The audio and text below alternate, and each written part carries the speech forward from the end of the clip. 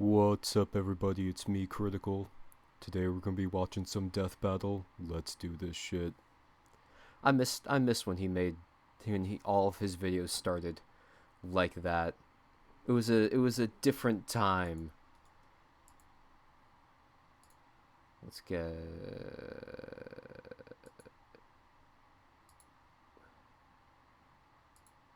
there. I am. Woo! Alright,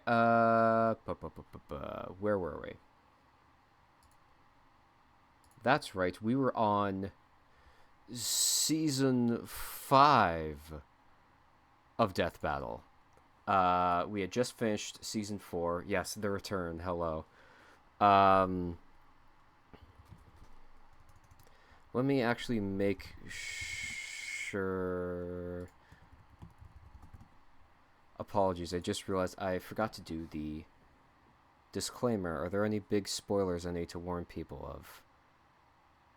Actually, not really this episode. So let's maybe get let's maybe get everything all in order here.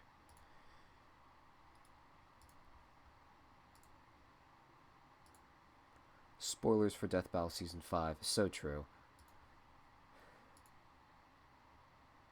Bablam. And we're starting off with Batman versus Black Panther. Predators. These fearsome beasts Hey, can you guess what superhero movie may have been coming out at around this time? Fear. And these two superheroes embody the fear of specific predators to an extreme.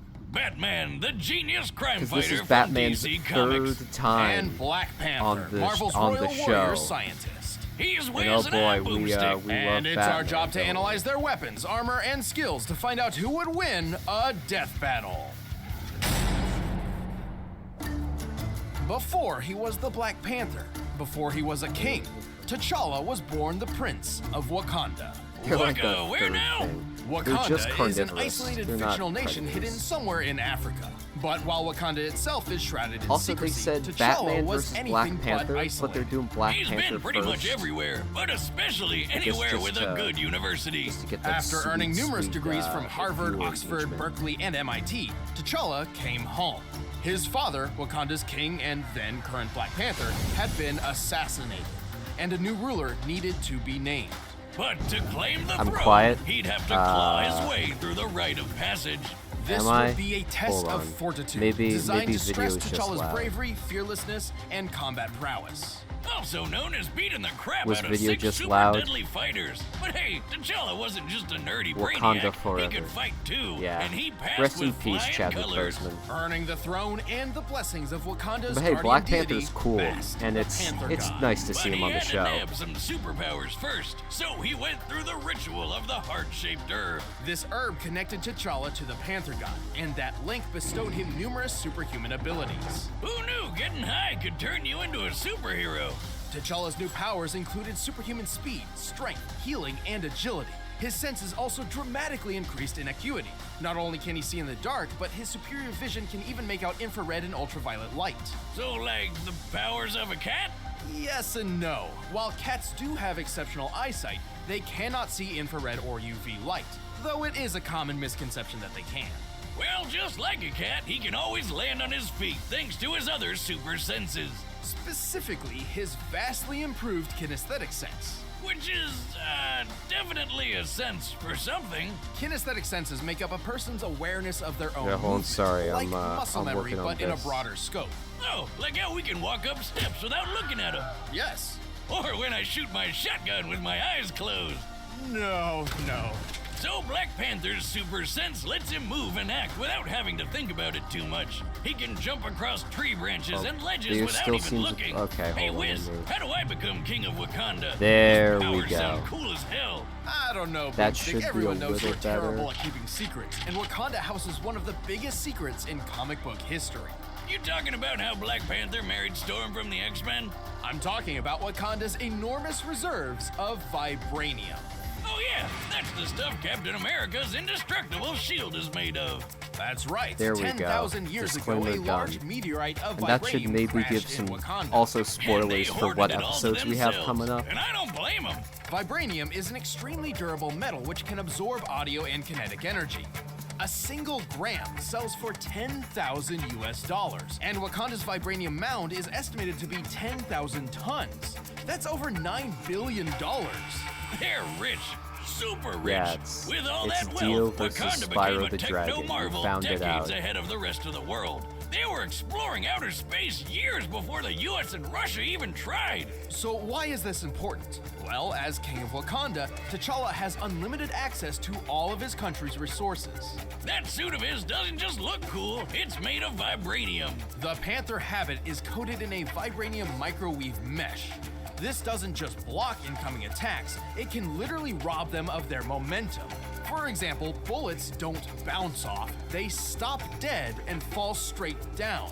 Their I'm still a kinetic bit energy quiet. absorbed into the suit. I mean, Even I the can't shells turn from my a mic up helicopter anymore. I mounted guess I'll minigun just have to can't even talk a phase bit him. louder. He carries energy and daggers, directly a into shield the of hardened mic. light, a teleportation device, and claws. Which are made of a special Antarctic version of vibranium called antimetal. Guess why it's called that? Because it can melt other metals. What can't this suit do? Well, the vibranium weave does have a limit to how much energy it can absorb all at once. If it takes in too much, It's probably it could alright. wind up expelling Alright. said energy in a, well, destructive fashion. Oh, God! But don't worry. Mike he's made fine of vibranium. somehow. Under T'Challa's It leadership, stops all Wakanda has sound. warded off many would-be invaders. Even with Dr. Doom, Namor, and Ulysses Claw charging in, Wakanda was never truly conquered. Can't believe they even survived that stopped an guy's alien big invasion. hand. And hey, nobody's ever ready for one of those. In addition, T'Challa has studied every major martial art, of which there are about 160. He's considered one of the finest hand-to-hand fighters in the world. He's beat the shit out of Captain America, Iron Man, and Daredevil. Hell, he once knocked out Karnak, who's also one of the world's finest martial artists, with just one hit. He is incredibly strong and can jump well over 30 feet. He can even throw spears through stone walls. Typically, for Damn. construction like this, a substantially hard stone would be used, such as granite. With this in mind, T'Challa must have thrown the spear hard enough to hit the wall with a force of over 20,000 pounds per square inch. They've got all these Yeah, fancy the guy new is literally graphics strong now enough for to this punch your season. jaw off. He can outrun traffic and is said to be faster than a panther, which can run around 50 miles per hour. Created He's quick enough to shadow pull a fast physics? one on Wolverine. Whoa, the hold fuck on. is that? Did he just take out 5 X-Men by throwing another X-Man at him? Yes, he did. However, under that amazing suit, he is still human. Even with the Panther God's power, he's still prone to failure. This has even caused him to relinquish those powers in the past. And like with kinetic energy, the suit can only take so many intensely focused sound blasts before overloading. Still, the Black Panther is badass. He's got the tech, the skills, and the country to prove it. Claw, do you have any children? No. Good, because I would have to kill them too. Oh my god. That goes hard. Throughout the underworld of Panther's Gotham tough as City, hell. one name strikes fear into the hearts of even the most hardened of criminals. The goddamn Batman! You know who he is, the billionaire Bruce Yeah, 'cause Wayne, you've and it covered ain't his him first twice battle to the already. death. Pretty much, though don't mistake his intentions. Vengeance may sound dramatic and all, but in truth, Batman fights crime in an attempt to save others from suffering the same kind of tragedy he experienced as a child. How noble, and ironic considering he was taught to be a badass by a group called the League of Assassins. Well, he Tab, man. dresses like a bat, sleeps with a cat burglar, and constantly brings children into battle, so he's clearly got He has few a very complicated high issues. But let's see what he can Bandaged, really do. okay. Bats is really, Stop. really smart and considered one of the best tacticians on Earth. No wonder he's always welcome at the Justice League, even though he doesn't have any superpowers at all. Wait, you're not just some guy in a bat costume, are you? Sure, he's intelligent, but he's also incredibly deadly. He was trained to be a ninja who's a master of infiltration and silent takedown, so sounds about right. Bruce has studied every martial art known to man. After perfecting full body control at the age of 18, he was able to quickly learn and master at least 127 of them, including Taekwondo, Muay Thai, Judo, and boxing. It's not every day you can find someone who can literally take you down in 127 different ways. He's also touted as the world's greatest detective, and with good reason. He's like Sherlock Holmes on steroids. He once figured out If that only an all his opponent stuff didn't wasn't have a tongue just by the way their bat-shaped, jaw bounced making off his it easily knuckles. traceable There's back being to a him. detective, and then there's being Batman. And all that's before his handy-dandy utility belt, filled to the brim with all sorts of useful gadgets and gizmos. A lot of which are thanks to his family business, Wayne Enterprises. From steel mills to airlines to record labels, this company does it all. And that means Batman has it all too. According to Forbes, Wayne's net worth thanks to his company adds up to $9.2 billion US. I always forget With that that much exists. cash, he can afford any kind of Much weapon like he wants. most Telltale Grappling hooks, games. smoke They've made a pellets, cryo lot and thermite grenades, that I just and kind of course, am like, oh the yeah, they did do batarangs. that, didn't they? Originally designed as a boomerang weapon, Wayne eventually molded his batarangs into custom shurikens, some of which are outfitted with electric shocks, flash bulbs, and explosives. And last but not least, don't forget his bat suit. It can resist fire, electricity, and bladed attacks, and is almost totally bulletproof thanks to Pretty a much. Kevlar The vest sewn joke that into it. Batman's Plus, his cowl superpower sports is night, infrared, money and UV vision. is not But Bats is more inaccurate. than just a tech wizard.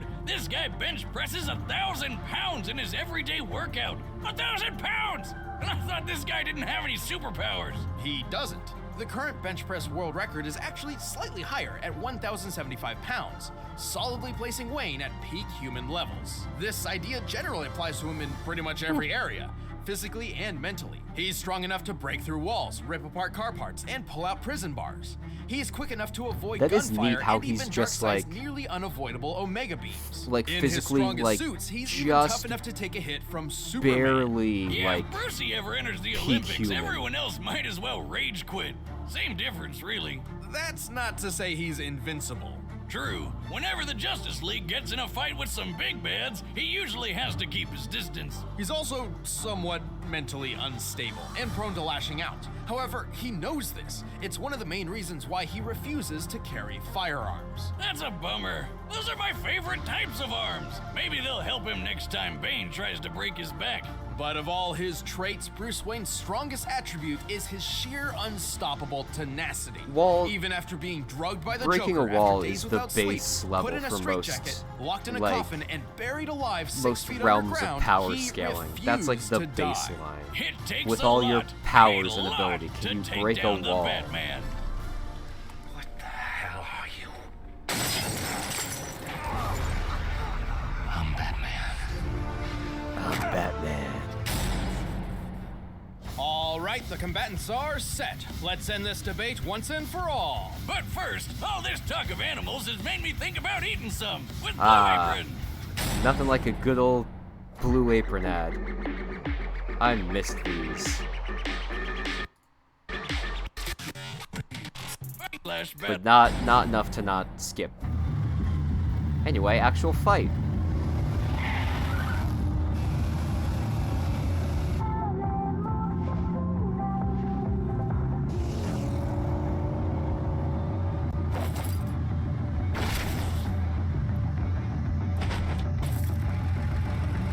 Batman would be grooving. To challenge a king is to face the might of his people. I'll give them something to fear.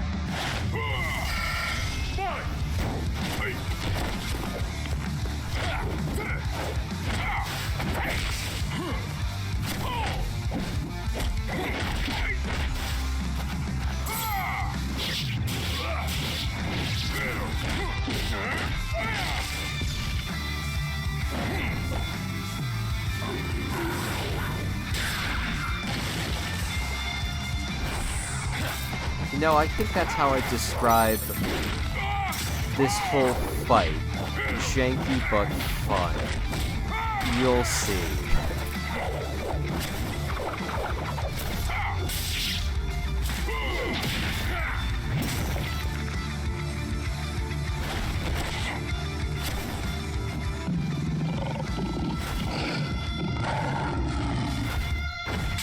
Caught you! Like, yeah, here's lions. Batman versus Black Panther versus a billion lions.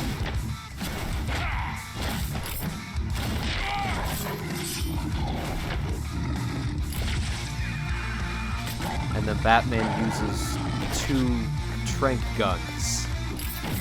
Because remember, he doesn't carry guns.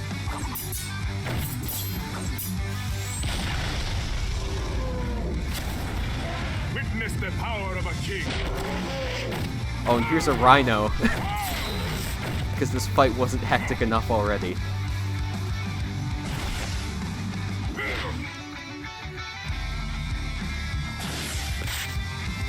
Prepare yourself. I'm prepared for anything. And whales! Playtime is over.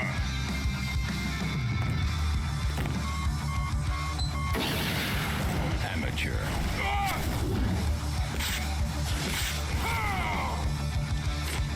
Try again. Did you think you were safe? The strong shall hunt the weak. That is the law of nature.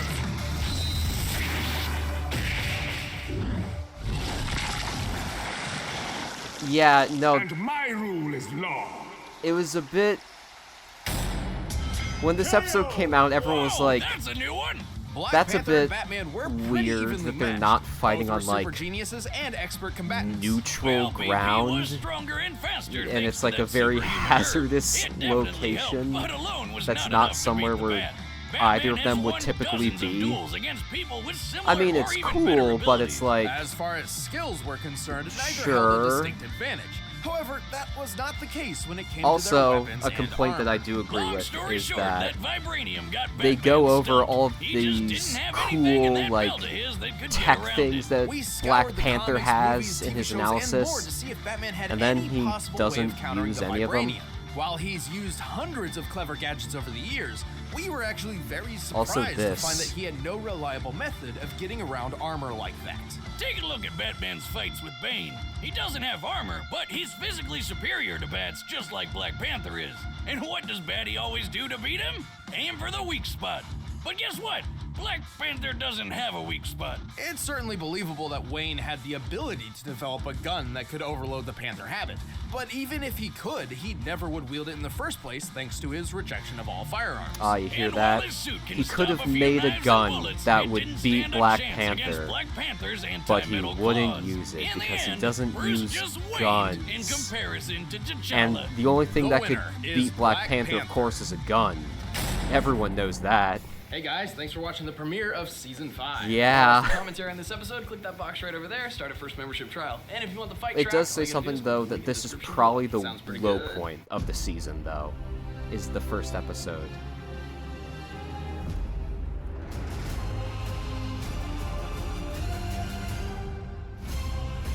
Oh yeah, Raven versus Twilight Sparkle is the next episode, by the way.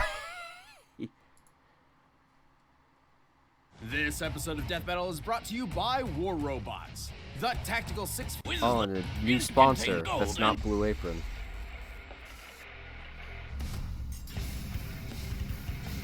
Emotions can be Yeah, powerful it's things. because they both use, like, We're really gonna talk emotion about feelings magic. and crying and stuff. Well, yes, and how they fuel some pretty powerful magic. Sounds good. Like with Raven, the half-demon sorceress from the But it's Teen also very Titans. funny that this is And the Twilight Sparkle, the third magical time prodigy they've from covered My My Little Little Pony Yep. on the show. Really doing this again. He's Wiz and I'm Boomstick. And it's our job to analyze their weapons, armor, and skills to find out who would win a death battle. What are Crow's feats? A Can he blow strong up a emotion planet? can drastically change a person. I would Fear can believe trigger it. instincts necessary for survival. Anger can increase adrenaline for incredible feats of strength. And for this edgy-looking chick in a wicked cloak, that's kind of her thing. This is Raven. Also, From they're the both day voiced Raven by was born Tara in her Strong, home dimension of both Azarath, Twilight she and wasn't Raven. the most popular So girl that's around. another Yeah, real it's not cute exactly a connection. good sign when right as you're born And the we sky all turns love black Tara and the whole Strong, world suddenly smells right? like farts. See, Raven is the daughter of a human mother and a fearsome demon. Who is literally made up God of damn it. hatred. Not even kidding. Because of her heritage, Raven's own mental state holds the key to a fearsome inner power. She is an empath, a mage who can sense, create, and manipulate emotions. So her powers are all about feelings and stuff? That's pretty lame. Tell that to her when she scrambles your brain or forces you to feel so greedy you steal from your boss. Oh, you don't need to convince me to do that. Wait, what? That's pretty intense. But hey, she's got a lot more deadliness packed away under that cool cloak. When she was 18 years old, Raven met her father for the first time, and it, didn't go very well. Yeah, Demon Dad shot her mom with a grandma laser. That pissed off Raven so much, she finally let loose. This shadowy figure is her soul self, an extension of her spirit and manifestation of the powers inherited from Trigon. Raven often wields it as her primary means of offense and defense, though it can function on its own. God, seemed like original comic Raven rather than her like This Teen lets Titans Raven version fly, is so use its weird. eyes and ears, or just punch people like a big old battering bird. It can drain the energy and powers of others and also serves as a sort of pocket dimension, which Raven can trap a limited number of foes and objects within. Talk about convenient, but she can do way more. She can levitate, teleport, heal others, cast energy shields, phase through walls, and blast people with mystical energy beams. Pachoo, pachoo. But there is Yeah. one drawback. To wield her power, Raven must embrace emotion, and too much emotion risks opening her mind to Trigon's corruption. When she gives in to her darker side, her entire personality changes. What's the matter? Afraid of the dark? I surrender! Under a new persona appropriately named Dark Raven. Dark Raven is stronger, tougher, and freakier than your everyday Raven. Freakier. She can shoot lasers She from sucks her eyes, toes now. disintegrate stuff with her hand beams, and shapeshift. And her soul self is so powerful, it can wipe most people off the face of the earth in an instant. However, Dark Raven's incredible capabilities are a double-edged sword. By tapping into her father's demonic powers, she risks transporting Trigon himself to the living realm, kickstarting devastation across the universe. Kickstarting? Wonder what the tier Quirky rewards are like Raven. for that. Pledge $20 and get an autograph from Satan. Thankfully, she has been able to free herself Man, from Trigon's yeah, imagine if control, you just got like granting her so unlimited access depressed to her own that you magical accidentally abilities. transported a demon to Sometimes Earth she even and wears it white to destroyed the celebrate the planet. occasion. Or is that just for her wedding with Beast Boy? Oh wait, that never happened. These comic books reboot way too often for any relationships to actually have lasting consequences. Silly me. Last but not least, there's Raven's golden form, a spiritual body free from Trigon's influence, which manifested after she turned evil and had to be killed by her friends, the Teen Titans. Oh, that's messed up. It happens a lot, actually. Anyway, Raven's accomplished plenty of incredible feats. She's bent steel girders with her magic, toughed out getting thrown butt first into a brick wall so hard it broke, the wall, not her butt, and even helped Terra, a fellow Titan, raise the Teen Titans headquarters and the island it's on. Terra alone was barely able to stop the island's descent, and together they pushed it back up to its rightful place. This means Raven lifted more than half of the island's weight. The Titan's Tower Island is similar in location and size to Alcatraz, which has a width of 559 yards. Assuming the most likely granite composition and accounting for a 30% hollow Oh interior, yeah, no, Raven's energy output Raven's would need cool. to be Teen about Titans is 14 cool. I million think you would megawatt enjoy it. hours. That's enough energy to power all of New York City for over The original 3 series, years. not Teen Raven's Titans soul Go. That self one's can a bit survive more. 30,000 feet below the surface of the ocean with no problem. That's Yeah. almost 14,700 pounds per square inch, 42 times the PSI needed to crack most bones. And it's tough enough Oh, yeah, to survive like, laser blasts from aliens that hurt Raven- Donna Troy. Who can survive Raven's cool. moon I also busting love the attacks? like The the villain negative Sparta's lasers effect could on disintegrate people her in an magic, instant, where which it's just requires nearly pure 3 black with the billion white joules of outlines. energy. And Raven's soul self powered through Really several of these cool look. blasts and held together. The Soul Self is also stupidly fast. It once flew from New York City to Blue Valley, Nebraska, and back in less than 5 minutes. The distance between those cities is 1,166 miles as the Raven flies. To make this trip in time, Raven's soul self must have flown more than 36 times the speed of sound. Not impressed? Well, when she was golden, Ghosty Raven, she flew between the Earth and Moon like it was nothing. So plenty Okay, yeah, of that's a impressive bit more feats, but impressive. unfortunately, Raven's powers have daunting and often costly limits. When the soul self takes damage, Raven feels the pain herself. She's kind of like a glass cannon, and overtaxes her own abilities pretty frequently. But don't disregard this as only mere physical ineptitude. When Raven utilizes emotions in combat, she tackles that emotion head on. The more negative the emotion, the more pain she feels. And don't forget, she's also struggling not to feel so Satan doesn't show up. With all that going on at once, it's no wonder she passes out sometimes. But with the help of her it's friends like, and it's her more adoptive specific Azrathian than just family, like, oh, I Raven can like eventually shoot overcame fireballs. Trigon's iron grip and defeated him. Yeah, you'd think a guy like Trigon Stuff. would think twice But yeah, before the messing Shadow with Bird is someone cool. as powerful as Raven. No! You stay away from me! You demon filth! They're not demons. Let me show you one. Azarath, Metreon, Zinthos. And yeah, now here's a horse. High above the peaceful Ponyville, the city of Canterlot rests among the mountaintops. There, a young filly had dreams as big as Canterlot Castle itself. Her name was Twilight Sparkle. Ah, here we go again. I mean, we've seen a pony that breaks the sound barrier and one that breaks physics, so what crazy powerful thing can this one do, Wiz? Hold your horses, Boomstick. We're merrily out of the gate. Ugh, rein it in, Wiz. Your lame puns are musting with my script. Little Twilight wanted to learn magic at Princess Celestia's School for Gifted Unicorns. Scared of After a very, quesadillas because they are eventful so entrance cheesy. exam, she didn't just get accepted into the school, she became Celestia's protege. Which is kind of a big deal, since Celestia is pretty Listen, much pony god of the sun. It was Not only that, Twilight also earned the her early cutie mark. 2010s were a time Oh, on I the remember internet those. It's that magical where tramp you just stamp kind of a pony had gets to when they know grow My up. Little Pony stuff. Close It enough. was just Twilight's a thing. cutie mark symbolized her life's calling, specifically her destiny in mastering the art of magic. This peppy purple pony wasted no time and hit the books to practice hard. By the time she was an adult, she'd read her entire collection of 20,000 books. What a nerd. Boomstick, have you ever read a book? How long has that been there? Why is the video not on screen? Hold on.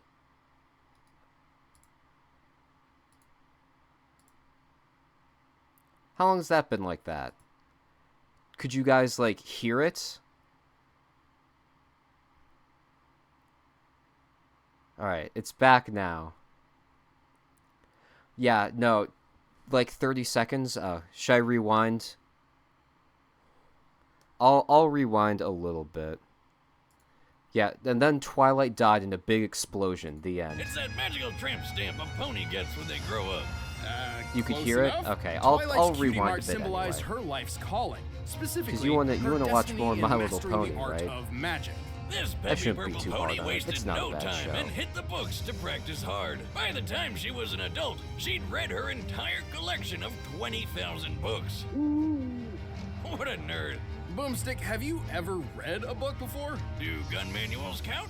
Sure, why not? Oh, there we go. Twilight learned all sorts of powerful and useful magic. Yeah. She knows so many spells it would take well over Like, an hour there's to describe a them all. reason Her memory it is so gains, crystal clear. like, such she can a recall a complex spell following after a mere online. glance. But here's some It highlights. does She have can move qualities stuff with to her it. mind, shoot concussive energy blasts, raise magic It's not gonna shields, be for and everyone, rapid-fire obviously, but teleport. it's She can manipulate cute. gravity, ignite things on fire, freeze others in place, walk on clouds, and even mastered the transfiguration spell. As a filly, she turned her own parents into plants. Talk about weird. She's even transformed a single apple into a nest of bird eggs, which hatched somehow. She just create life? Yeah, but Twilight's magic doesn't just stem from her vast knowledge of spells and history. In the world of My Little Pony, magic is drawn from and controlled by a unicorn's emotions. Oh, here comes the touchy-feely stuff. The stronger a Gold unicorn feels experience. about something or someone, the stronger their magic becomes. Well, I've always found magic is tied to my emotions. Whatever I'm feeling fuels whatever I'm doing. And the stronger I'm feeling, the stronger the magic. Across Equestria, Twilight Sparkle is one of the few ponies to master the most powerful magic of all, the magic of friendship. Okay, Wiz, I know a metaphor when I see it. Isn't a night out with the girls so magical? Oh, no, that's not it at all. Expression In wins. truth, friendship is the only weapon Yeah, this is just powerful like, enough to defeat Equestria's most who- dangerous enemies. What? They weaponized friendship? Who can Awesome. yeah, Hey, Wiz, you're my best because buddy. friendship You're literally friends is forever. Come magic. here, give me a hug. Where are the friendship lasers? Get off me. Oh yeah, upside. I slipped. Twilight's friendship magic is at its most powerful when focused through the elements of harmony. When used together, yeah, and she has these Chaos ancient Emeralds, artifacts are a too. near unstoppable force, even capable of overpowering the villain Tyrek after he stole Twilight's powers, along with the rest of Equestria's. Twilight's crown with her personal element contains a powerful magic in its own right, enough to literally change the fabric of reality in another dimension with its mere presence. And of course, we gotta talk about those wings of hers. She was born a unicorn, but after completing an ancient spell about, what else? Friendship, she transformed into an alicorn.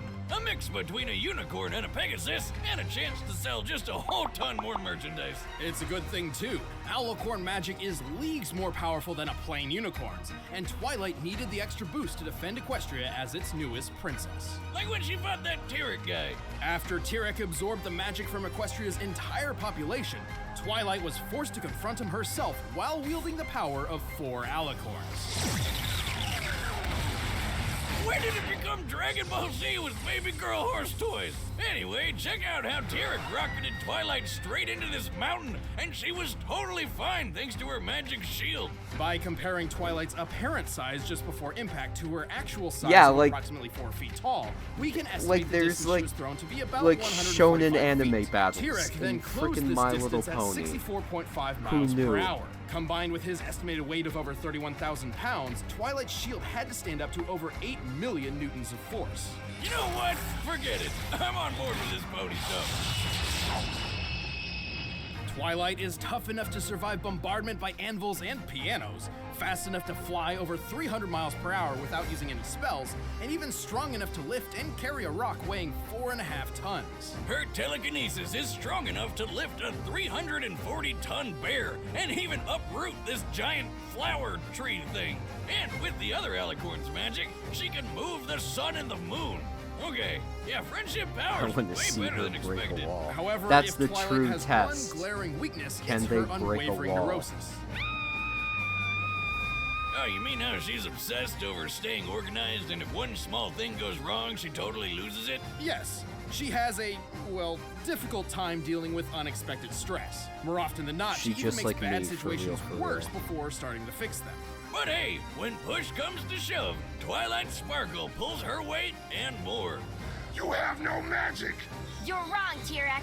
I may have given you my alicorn magic, but I carry within me the most powerful magic of all, the magic of friendship. Boo. All right, the combatants are set. Let's end this debate once and for all. But first, prepare your loins for MeUndies. Oh right, another new In a sponsor. world plagued by despair, darkness, and terrible underwear, there's only This one ad's actually company kinda we funny. trust to keep the balance of style and comfort. MeUndies.com, makers of the best pair of underwear in the world.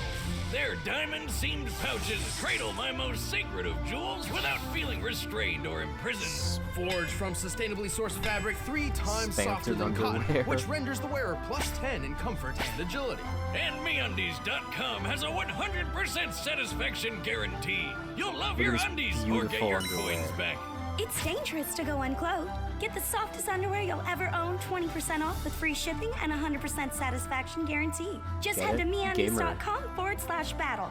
That's MeUndies.com/battle. Time is limited. Start wearing this legendary underwear. It changed my life, and it's time to let MeUndies change yours. Boomstick Go to canonically wears MeUndies.com MeUndies. /battle Look at that right now. front But bulge, first, dude. it's time for a death battle! Anyway, here's the fight.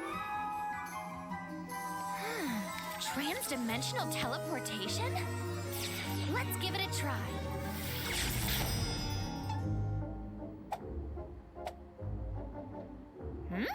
You saw nothing.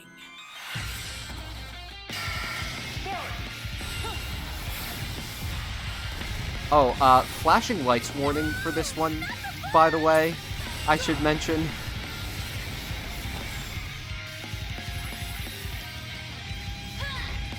Darkness take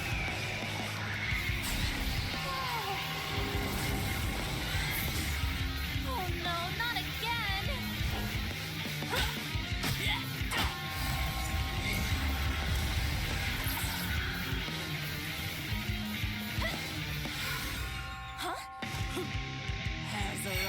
Metreon Synthos!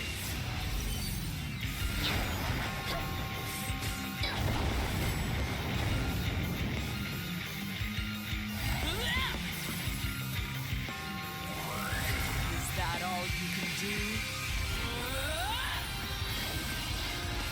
Yeah, flashing lights warning. Please work. I want it. I need it. It's mine. All mine. Aha! Now I've got you right where I want you. Get away from it!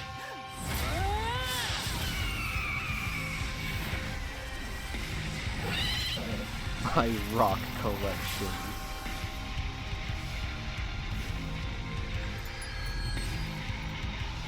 Is turn her black and white.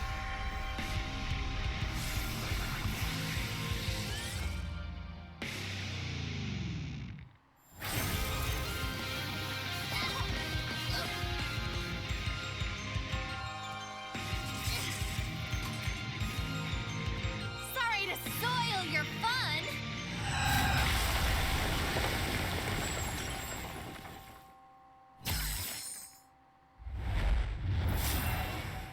Well, that was odd.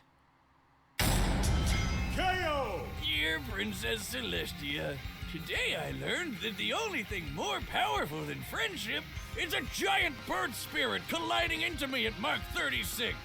This was a tricky one. And then the Both Raven and horse Twilight possess numerous died. spells and techniques that could end the other quickly and easily. Since they were pretty even I in how many this ways this they one's could finish pretty each other good. off, this I fight the really came down to animation's strength, nice. durability, I and think performance. the First of all, Twilight it's pretty sprite obvious Raven's was taken telekinesis has been shown from to be much stronger than like Twilight's. it's really But good. Wes, what about when But I Twilight think moved it's the I sun and think it moon? might be That's from when she had the magic of Princess them Celestia fighting and her. Luna. It's back And when it well was established that a only their My Little specific Pony type of magic fighting can game. move those celestial bodies. Before Hasbro was You're like, saying you hey, want us please to don't move do the that. sun and the moon. Well, I do it myself, except I don't have your magic. With her own magic, Twilight has never shown anything close and to the the kind soul of force self being Raven hand used to drawn lift the was Teen really Titans' nice. Tower. Raven had the durability advantage too. Remember how Twilight's shield held up against a hit a little over 8 million newtons? Well, And I Raven's think soul self for is the tougher animation, than they were Donna also Troy, both who can voiced shrug off a blast by the worth same person 296 to kind of reflect trillion how newtons. That's they also 16 both have more the same zeros, voice in case you're actress wondering. in their And original don't source forget, Twilight material. had the power of 4 alicorns at that time. The shield wouldn't have saved her from Raven's soul self anyway.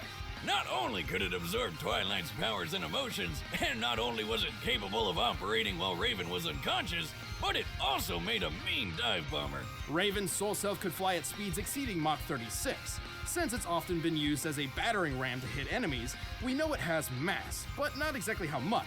However, given its size, strength, and durability far exceeds Raven's own, its mass is likely greater than hers. Let's just lowball it and say they're equal, alright? Sure, adding Raven's mass to the Mach 36 calculation, the Soul Self's ramming force at top speed comes to 15 million Who up newtons of ramming force, the Soul far Self greater right than what now? Twilight's shield has sustained.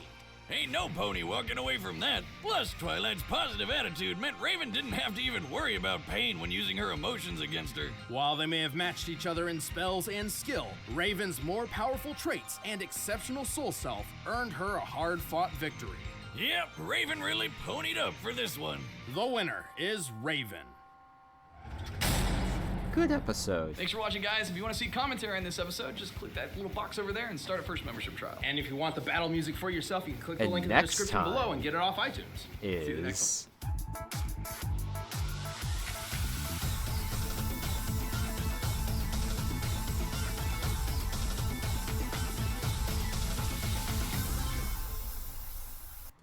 Is Jotaro versus... I was so excited when this was announced, bro. Like, you have no idea. We got JoJo's Bizarre Adventure on the show, finally. We've covered a lot of macho heroes here on Death Battle, but these two are as manly and stoic as they come. It's all in those sweet-ass jackets. I mean, I guess they're pretty badass, too. Jotaro Kujo, the delinquent turned hero from JoJo's And now that I've Bizarre actually read Adventure. Fist of the And North Star, I Kenshiro, the can wandering give fist of the North Star. He's Wiz and I I'm don't know, Boomstick. some more insight and on it's our this. job to analyze their 'Cause I'm weapons, familiar armor, with and both skills series. to find out Oh, who would voice crack, win sorry. a death battle. And they both have fighting games with really good sprite work As a that they can pull teenager, from. Jotaro Kujo was a fairly infamous troublemaker. But you can just call him JoJo like his friends do. Get it? Jotaro Kujo. How bizarre. Oh yeah, remember this era when Being a JoJo high was just school a hoodlum lot of isn't usually a memes? good idea. It worked out great for him, because he toughed up a lot. At the age of 17, Jotaro was arrested for brutally pummeling 4 known 6'4", gang members goddamn. who were armed with knives and nunchucks of all things, with apparently his bare fists. But Jotaro had a bigger problem. He didn't know how he did it. True. He knew he was tough, but not that tough. So he came to the only conclusion that makes sense. He was possessed by an evil spirit. Oh. Just like my pet rat. Yeah, wait, is that why he's been scratching pentagrams all over his cage? You'll find out. But then Jotaro did something absolutely crazy. To prove his theory, he swiped a police officer's gun, pointed it straight at his head, and fired. And that's how he died. Just kidding. A third arm popped out of his body to stop the bullet, of course. This strange being attached to Jotaro wasn't an evil spirit at all. It's an entity physically generated by Jotaro himself and inherited through his bloodline. Yeah, lots of the JoJo family has them, including his granddad, Joseph. These beings are called stands, literally because they stand by you. I mean, I guess it's not wrong. It's so lame.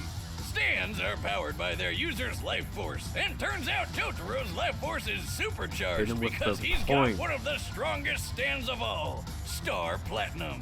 Star Platinum has superhuman strength, speed, precision, and vision. He can even phase through bodies and affect a person's inner organs. Plus, while Star Platinum can take a solid hit, most stands can only be damaged by other stands or stand users. So he's basically JoJo's always a bit unless weird he's to fighting another do. Stand? Exactly. Because in of fact, the nature of unless how you have a stand of stands your work. own, you wouldn't even be able to see Star Platinum. Oh, great. And so the he's fact that they're invincible invisible to non-stand And when you users. combine all that with Jotaro's fighting skills and exceptional cleverness, they make a magnificent team. That's good, because Jotaro soon found out his family's old vampire nemesis was out to get him. Dio! With Star Platinum at his side, Jotaro didn't just stand up to Dio, he copied Dio's greatest ability, the time stop. With this new power, Star copy's a Platinum bit can freeze time everywhere inaccurate. for 5 seconds. He can do it multiple times, though it does need a sort of recharge between uses. Kind of like an ability cooldown in a video game, or me in the bedroom, ladies. But still, he can friggin' stop time. In Jotaro's case, he may be human, but he's strong enough to smash through stone and leap several stories. Also, they mentioned On Eyes the of other Heaven hand, in the corner Star box. Platinum is said to be faster That's than funny. light. Sure. Technically, he can because he can stop time or whatever, but he can't really move that fast normally, right? Well, maybe. Star Platinum has matched his speed with another stand called Silver Chariot. Silver Chariot previously defeated a different stand called Hanged Man. Long story short, Hangman moves between reflections at light speed, and Silver Chariot caught him in mid-movement. Granted, Silver Chariot had to use an elaborate plan to force Hangman into moving in a predictable direction. If Silver Chariot was truly faster than light, he wouldn't have needed to resort to such a plan. But the fact he caught Hanged Man at all is proof enough that he's at least close to light speed. So that means Star Platinum is close to light speed too, and he's got the super strength to back up his super speed. He can lift a steamroller that's around 60 tons. He broke the top of this building off and threw it like a javelin. JoJo And then scale. there's the It's time so that he broke fun. a giant monster lady's teeth that were harder than diamonds. The Only a definition of loser hardness would think refers about to an Silver object Chariot protected scaling. from scratches. But we could also compare this to pressure resistance, or the possibility of fracture through a diamond's cleavage. Not that kind of cleavage. The toughest diamonds break around 600 It's gigapascals. neat seeing them This talk means about Star a series Platinum that, like, can clearly you're strike with already a force intimately equivalent familiar to with. 3 million tons. It's neat. Turns out diamonds aren't forever when Star Platinum's Although I'm around. pissed off with What that. can't this guy do? Diamonds Sounds aren't like nobody could beat him. unbreakable Maybe not, because but it's unlike stands, Jotaro JoJo. isn't invincible or invisible. And Come whenever on. Jotaro is hurt, Star Platinum feels the same pain. In fact, when a stand user dies, so does their stand, and vice versa. Sure, but with a guy like Star Platinum having his back, I don't think Jotaro has a whole lot to worry about. These two are one kick-ass duo. And stylish. Yeah. Your receipt. You can keep the freaking change.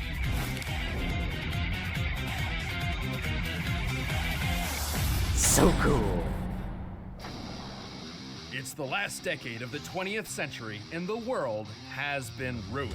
In this apocalyptic age, the strong survive and the weak kneel.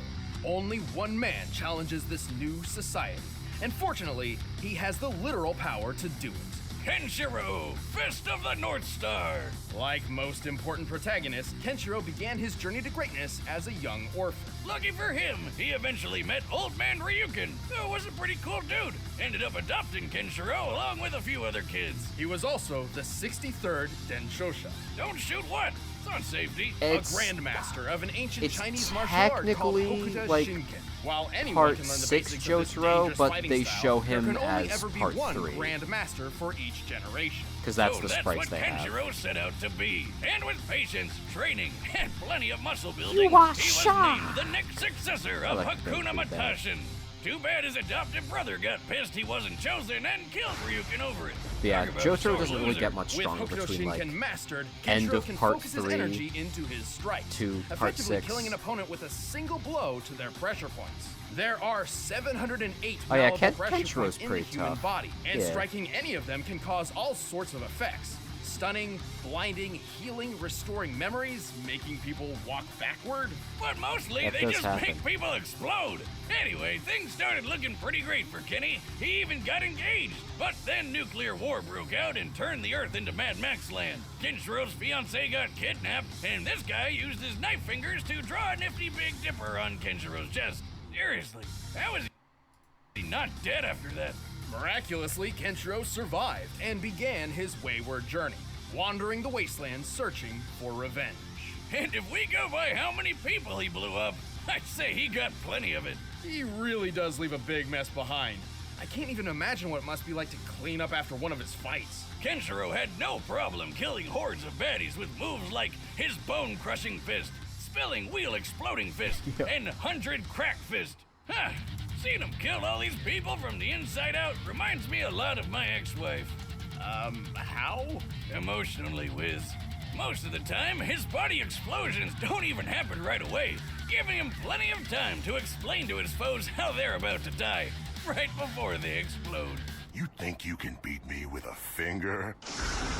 That finger struck the hidden vital point known as Gakuchu. There's no use fighting now. You're already dead. But Hakuna Matata isn't just for blowing up people. Sure, Kenshiro yeah. has developed a number of legendary techniques, such as the Tenryu Kokyu Ho, AKA the art of dragon's breathing. According to Kenshiro, this unlocks the full potential of his natural abilities. There's a where lot of normal like fighter would only use blood about 30%. and body He can horror. utilize Toki, or his own Fist of natural the ki, North Star. to perform numerous techniques. It Most gets of these very involve punching, brutal of at course, times. but he can also create mirage images of himself, sense other fighting auras, and fire ki-based projectiles to attack or defend from a distance. Oh, and he can perform miracles, like making a mute girl speak. How the heck? But even that pales in comparison to Hokuto And yeah, the art Shinken's style ultimate is technique, very, one which no like, early previous JoJo. grandmaster ever unlocked, Muso Tensei. Only those who truly understand pain and loss can apply Muso Tensei. With it, Kenshiro draws upon his inner sadness to enter a state of nothingness. From here, he is impervious to attacks, essentially achieving intangibility. He also somehow connects to the souls of dead allies and rivals, and can even use their techniques. But it's not like he needs them. He's already crazy enough on his own. He smashed the bones of a giant with a single hand, broke a metal table just by standing up, and hit a tank so hard it blew up. He's even strong enough to break a skyscraper in half. Don't care And special then when it move. collapsed on top of him, he just walked through it. Yeah. What a boss. Just the That concrete that in is one floor Kenshiro. of He's an just like, average-sized skyscraper I can don't weigh care about over any of your 1,000 attacks. tons. You think that's Just gonna tough? Kenshiro punch. can stand in lava. Lava! You know how hot lava is? Up to 2,000. Yeah, really freaking hot, that's what. And remember that tank? Before he blew it up, it shot him square on. It did absolutely nothing to him. Seriously, this guy is manly as hell. お前はもう死んでいる。何？ Yeah. All right, the combatants are set. The Let's less end this you debate care, once the and for all. stronger But you first, are. these guys are so stylish, you know they're rocking me undies. And You come hear first. that? Has a back. With free shipping? They're Wearing rocking this me legendary undies. underwear. It come for all.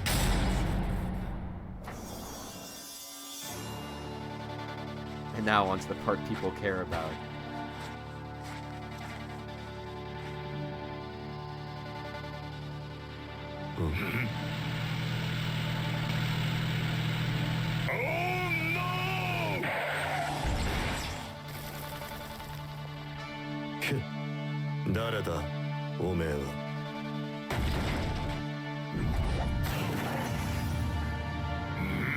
GG やるっていうのなら相手になろう場所を選ぶそこが貴様の死に場所だやっぱりお前は態度がでかいな The hand drone stuff's neat. It's a little off model, but it's neat.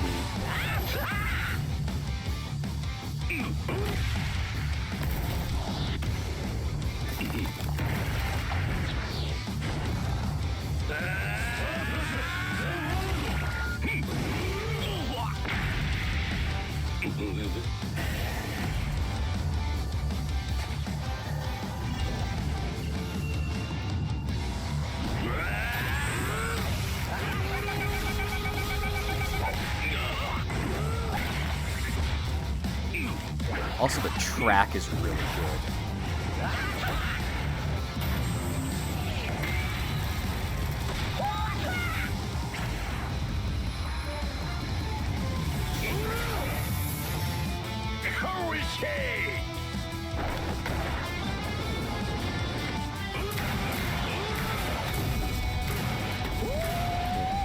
Being in the desert works well for both series.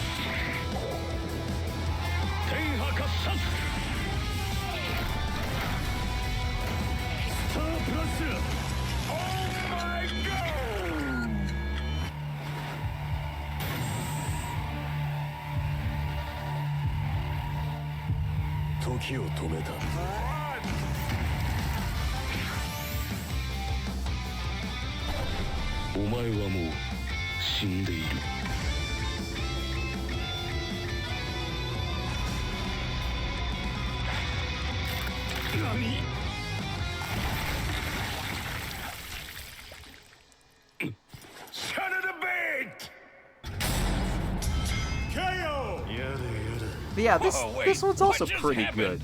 Well, all Kenshiro needed to do to Even win though was just get I one will hit, say, but this matchup was far closer like than the that thing makes where it seem. Kenshiro duplicates it would. himself, Kenshiro spent the he whole time can't do fighting that. Star Platinum, That who he power couldn't even see. works more Lucky for akin to him just once he making a figured bunch of that out, after his ability to images. sense other fighting auras helped him keep track of SP. But no matter what he did, Kenshiro isn't a stand user, so he couldn't actually hurt Star Platinum.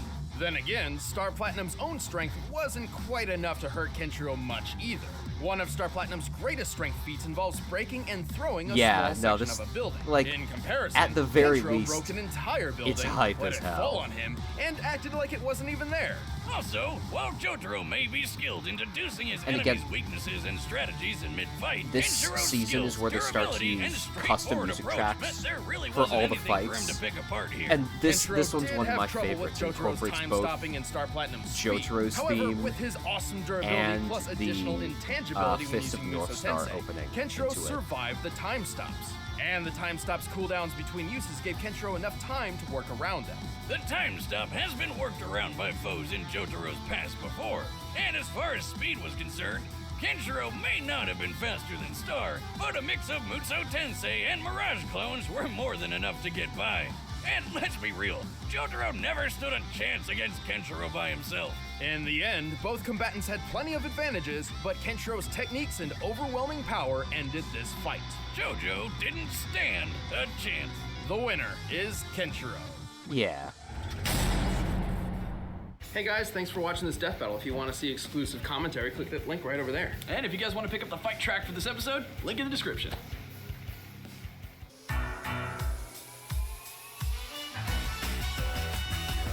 Next time's a fun one, though. Crash Bandicoot vs. Spyro the Dragon, a tale as old as time.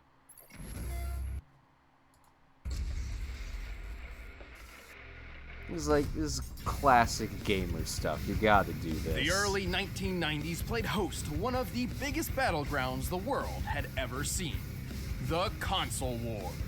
Nintendo and Sega's mascots were locked in a merciless duel over the gaming throne. But when the smoke cleared, a surprise third challenger was rising to the top. The Sony PlayStation. And it didn't have just one mascot. It had two. Crash Bandicoot, the mutated marsupial from Down Under. And Spyro the Dragon, the powerful purple hero of the Dragon Realm. He's Wiz and I'm Boomstick. Yeah, they got weird and it's our job mascot to analyze Crash. their weapons, armor, and skills to find out who would win a death battle. Listen, I admire another brilliant doctor of science as much as the next guy, especially those with grand plans to take over the world. But I'm not sure Dr. Neo Cortex makes the cut. Footage from the animated Crash Bandicoot pilot. Aussie army of animals to take over the world. Sure, but when it came time to assign a general for this army, Cortex chose, of all things, a bandicoot. A bando what? You're making that up. It's a real animal. Look. Oh, hey, it's kinda cute. How's that little thing gonna take over the world? With the Evolvo Ray, Cortex did successfully mutate it into a powerful beast. However, when he tried to brainwash the creature, he utterly failed to create his fearsome general. Instead, he got Crash Bandicoot. So Cortex threw him out like trash, and Crash became his worst nemesis ever. Which is super embarrassing, because this Bandicoot I just is remembered a few something that they snags say short in of a this Barbie. episode. But his physical abilities make up for it. you'll- He's got parkour skills like nobody's business. Get there. Which is appropriate, as bandicoots are excellent jumpers, similar to their marsupial cousin, the kangaroo. He's got superhuman strength and can take a big hit and just keep on going, like an Energizer bunny of pain. Crash can double jump in midair, slide incredible distances, and use Crash Dash to boost his speed. He's also tapped into Mojo, a magic substance that's basically life energy, to enhance his battle techniques. He's got his Norris Goku Roundhouse and Bandicoot. Triple Dragon, but his favorite move is the Cyclone Spin. He can even give this move a boost for the Death Tornado technique, though this can leave him dizzy and prone to counterattacks. Still, these brutal moves proved incredibly like a useful for Caddicarus rescuing wet his dream. fellow mutant bandicoot girlfriend, Tana. Oh, why does she look like that? She's like really hot, but also not at the same time? I'm really confused. Furry boomstick, furry While boomstick. Crash's natural abilities were enough to save her, his future battles with Cortex would require more sophisticated tools. Yeah, like the I don't Rad think I've Copter ever Pack. played a He's Crash even got himself Bandicoot the game. unicorn I have of the motorsports, the Insane space trilogy motorcycle. on I the wouldn't Switch. give her one of those. I just haven't To played increase it his yet. firepower, he carries a special bazooka that uses a naturally occurring and easily attainable form of ammunition, Wampa fruits. The same kind of fruit shooter that's on his power loader suit from Alien. I mean, this completely generic-looking mech. But why fruit? I can't imagine it's a particularly effective projectile. I don't know, Wiz. Remember that time I shot you with my potato gun? You were stuck in a coma for like a month. Wait, what? You told me I lost that month because my time travel wristwatch finally worked. Oh, well, where's Crash getting all this cool tech? He can't be building it all himself. Yeah. He's pretty dumb. They're all thanks to his kid sister, Coco, who's 10 times the inventor Cortex is. But Crash isn't really dumb, he just lacks communication skills. He actually shows many symptoms of autism. Some people with There we autism, go. known as savants, are extraordinarily gifted in particular skill sets, and I think that describes Crash perfectly. While he may not know how to hold a conversation, he is a superb athlete and puzzle solver. Well, I'm sure it helps that he's surrounded by friends who encourage his better traits. Yeah, Hey, that was Crash a has good one. autism is one of the things Like people Aku talk Aku, about with his this magical episode. mask foster dad, who's basically a god. Lucky bastard. Aku Aku's magical mojo It's- prowess is quite impressive. He's very protective like, of Crash and will often I don't, step in when Crash I don't is think in it's trouble. necessarily But not offensive. always. It's just Wiz, why can he teleport bit across out of left dimensions field. on his own, but can't teleport Crash very far at all? This is as far as I can take us. We'll have to fight our way to the robot's interior and save your sister. Well, perhaps his fatherly intuition is kicking in, encouraging Crash to learn from his own mistakes and become his own man, or bandicoot. Yeah, maybe he's just being a dick. Well, thanks to Aku Aku and his own amazing abilities, Crash has performed some incredible feats while stopping Cortex's plans time and time again. He's strong enough to lift his adopted brother Crunch over his head. Since Crunch is at least twice as big as Crash, that would mean Crash's strength is similar to the world's best powerlifters. His Cyclone attack can generate enough force to lift this large boulder and throw it so hard it shatters on impact. Comparing its size to Crash, that boulder must weigh nearly 8 tons. He's also fast enough to outrun polar bears, which can move up to 25 miles per hour. But Crash really shines when it comes to durability. Just look at how well he holds up after taking 112 falling I also like crates this. to the This face. is fun. Huh. Where did they all come from? I bet it's Aku Aku's fault. And he's right back up like it didn't even happen. What a champ. Yeah. Crash has endured an explosion of 23 It's always crates of it's TNT always all at fascinated once, me which, given their the size, differences could between potentially level a Crash city block. in the West and And Crash with in the help of Aku Japan, Aku, he and how even they kind survived of a crash cutesy landing him up from outer space. for the Japanese What the heck is up material. with his hair? This vessel was likely falling at 17,500 miles per hour, similar to the space shuttle's typical re-entry, which means the force of its collision would be equivalent to more than 2 million tons of TNT. Wait, but why didn't Aku Aku just teleport them to safety? I can't believe we're okay. Oh, are you kidding me, Aku? You know what you Thank did. you, Grim. Or didn't do. From the But Grim what's the Adventures of saying? Billy and Any Mandy. crash you can walk away from, right? I Plus, think they given are how actually easy it voiced is by for the same Crash's person. enemies to lure him into traps. His absurd durability is crucial. Well, Crash isn't perfect, but with his amazing abilities and a little bit of mojo, he's saved the whole world many times over. And after years of this, he even finally learned how to speak. Now let's go home and eat pancakes. Pancakes!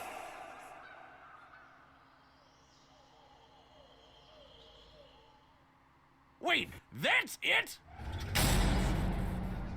We love Crash Bandicoot Prophecy in this tells house. of a special purple dragon born every 10 generations, destined to be a hero of his age. This was the legend of Spyro. But when the ancient Dark Master Malefor learned of this, he swore to destroy Spyro before he even hatched. By the way, there are at least 3 different timelines for Spyro. Skylanders but we're mainly sticking mentioned. with the Legend of Spyro Cursed. version because he can do pretty much anything the other ones can, and more. Plus, I think they're all the same Spyro reincarnated anyway, since that's what the prophecy says, and look, that's totally Skylands being made at the end of Dawn of the Dragon. Ahem. Wild fan theories aside, Spyro was saved from Oh, and Malefor's Spyro wrath by has Ignitus, ADD. a guardian dragon. He We're decided just- to we're just follow diagnosing Moses everybody and send today, Spyro's aren't we? egg floating down a river to who knows where. Okay, why do so many stories start with people just throwing babies into rivers? That's never a good idea. Wrong, Wiz. It worked out fine for Spyro. He was found and adopted by a family of dragonflies. And even without fellow dragons around, Spyro grew up to be a pretty good fighter. He's strong, tough, Like in the and makes good Legends. use of his horns, tail, and claws. But not his wings. Not yet. Without a dragon's parentage, Spyro remained mostly grounded during his childhood. But he got pretty good at using his head. Like the fun way, not the brainy stuff. You do not want to be on the other end of his charge attack. But one fateful day, everything changed. During a game of hide and seek with his quote-unquote brother, Sparks, they got into a bit of monkey business and, in desperation, Spyro unexpectedly breathed fire. This was Spyro's first hint that he was adopted. Hold up, you mean he thought he was an actual dragonfly the whole time? I can think of a few other hints, like, I don't know, anytime he saw his reflection. This revelation prompted Spyro to go on a journey in search of his true home among other dragons. Soul searching. Oh, and Sparks tagged along to help find treasure and protect his God, dragon why is he brother so from harm. shiny? Not like he needed it. He's the chosen one, bitch. He's got a bunch of awesome dragon powers. As a purple dragon, Sparks. Spyro was not limited to I just his get it. fire breath. After finding and rescuing 4 That's a great dragon guardians, Yu-Gi-Oh they joke, each folks. became his teachers in the arts of elemental combat. Ignitus taught Spyro how to control fire and focus it into huge blasts. And Voltaire look, showed him how to use electric learning breath from to stun enemies and the toss 4 them through dragon the air. rules. Cyril taught him to freeze foes solid and fire ice shards. And Parador showed him how to use earth breath to split rocks and roll up into a ball. Spyro also honed his physical and chi combat with the martial art of Dragon Kata. Oh, and he finally learned how to fly. About time. Speaking of which, Spyro learned how to briefly slow down time to improve his reactions. Oh, damn! But all of this led to Spyro learning the ultimate element.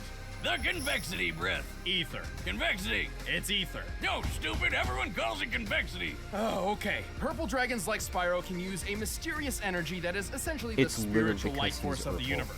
While it's never officially named in canon, lead concept artist Jared Polin has gone on record to clarify its name and properties, and he calls it Ether. Eat that, boomstick. Don't convex me, Wiz. True fans know I'm right. Ether is an extremely powerful element which binds the fates of the living and the dead. The dragon With behind Ether, the Spyro slaughter. pulls from the 4 elements to create energy which, according to Polin, has power comparable to that of an atom smasher. Isn't that the thing that shoots an atom around at light speed for all sorts of sciencey stuff? Yes, they're particle accelerators with a moving photon beam containing 362 megajoules of energy. Yeah, I said that. This beam can slice through a human skull in a nanosecond, just like what happened to Russian scientist Anatoly Bugorsky when he stuck his head in one of them. Why the hell would he do that? God, being Russian must be hard. Science. Bugorsky took a beam less than a molecule thick through the skull, which obliterated all matter in its path in an instant. While he survived, half of his face around the microscopic hole in his head swelled, peeled apart, and was permanently paralyzed, while he experienced a blinding light he described as brighter than 1,000 suns. Hey, Spyro, what was that about? I don't really know. It is shooting I just felt like I chain had to hit it. And when I did, the power of 1,000 suns surged through my body. Just imagine if that beam was the size of Spyro's super breath. No, wait, you don't need to. We've seen what it's like when he killed the Ape King. Of course, Spyro's ether powers have other uses as well, such as curing his fellow dragon Cinder of Malfor's corruption. Is he shooting ghosts at her? What kind of magic were they smoking when they came up with that? But ether is dependent on a balance between light and dark. Should a purple dragon fall prey to their own anger and hatred, they risk being consumed by dark ether, or nether, transforming into a blackened, rage-filled form. Spyro's a really nice guy, but as Dark Spyro, he lets loose. He's stronger, I don't know why he faster, keeps and doing way that. more violent. Unfortunately, when Spyro's consumed by dark ether, he cannot return to his old self on his own. But with friends like Sparks and Cinder at his side, he's always found his way back. Through the power of love. Right, Spyro? You gotta believe. With all these powers at his claw tips, Spyro is a force to be reckoned with. He's pretty quick, outracing biplanes that can fly over 159 miles per hour. He's pushed a gold statue about twice his size, and he's pretty tough, claiming his scales are impenetrable. So I'm electricity proof too? I knew my scales were impenetrable, but now this? A bold claim, but let's look at the facts. Spyro once took a punch from this massive magma golem, which then lost its arm and replaced it with a cathedral tower. This cathedral is very similar in size to St. Stephen's Basilica, a Roman Catholic church in Budapest, Hungary.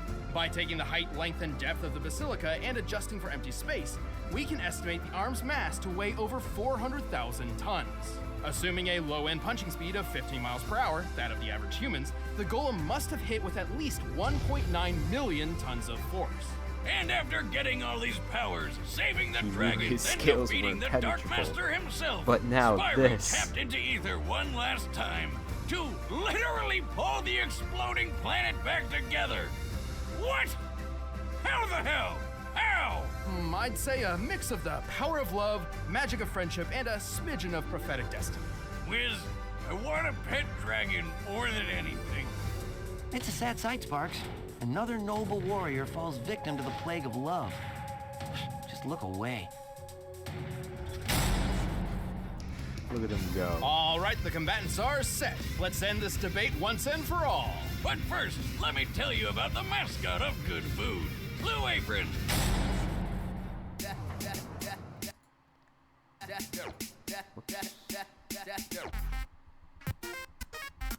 I do not care about Blue Apron. I care about Crash Bandicoot.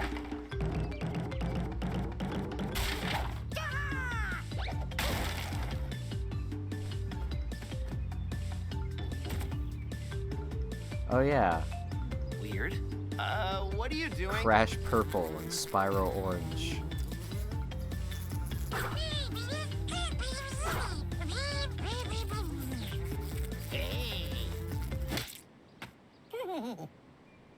Sparks! No! He killed them.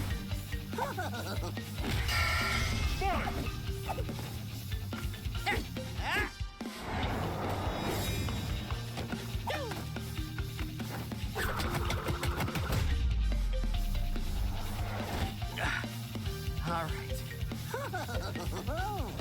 Yeah. This is like one of the first 3D fights that's between like two not realistically proportioned human characters. So it's pretty impressive, all things considered. And the character animation on Crash is really good.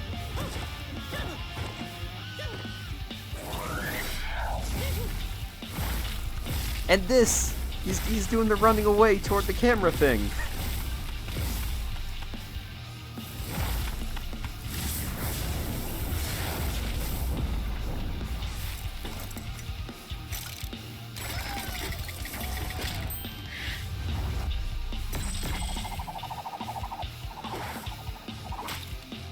Wait a sec, was that a fruit?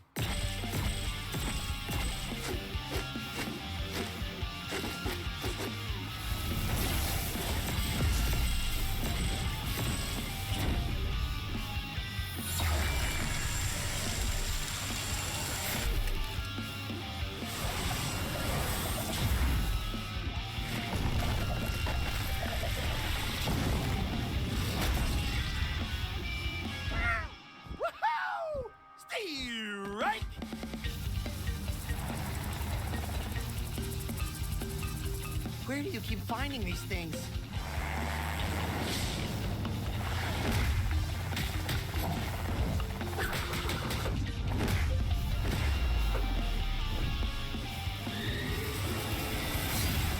I'm done with this.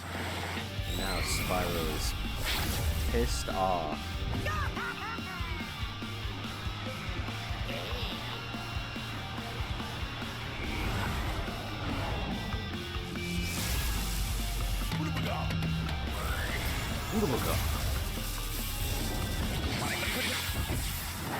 Oh, and there he go. Nobody messes with me, pal.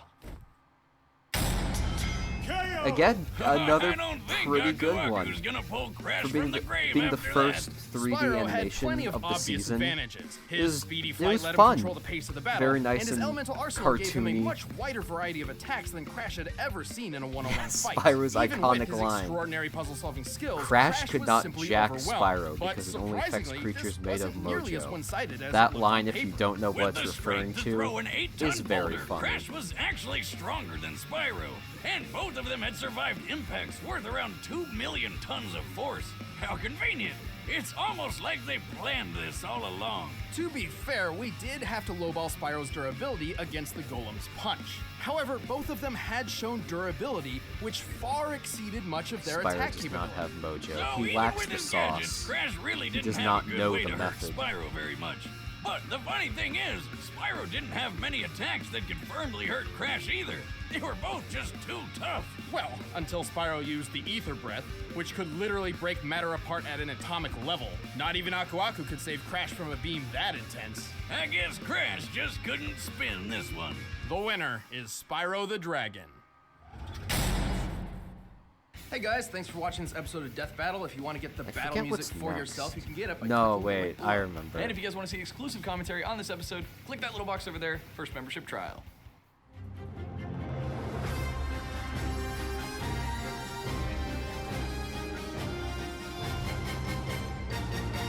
This season's just banger after banger matchup so far.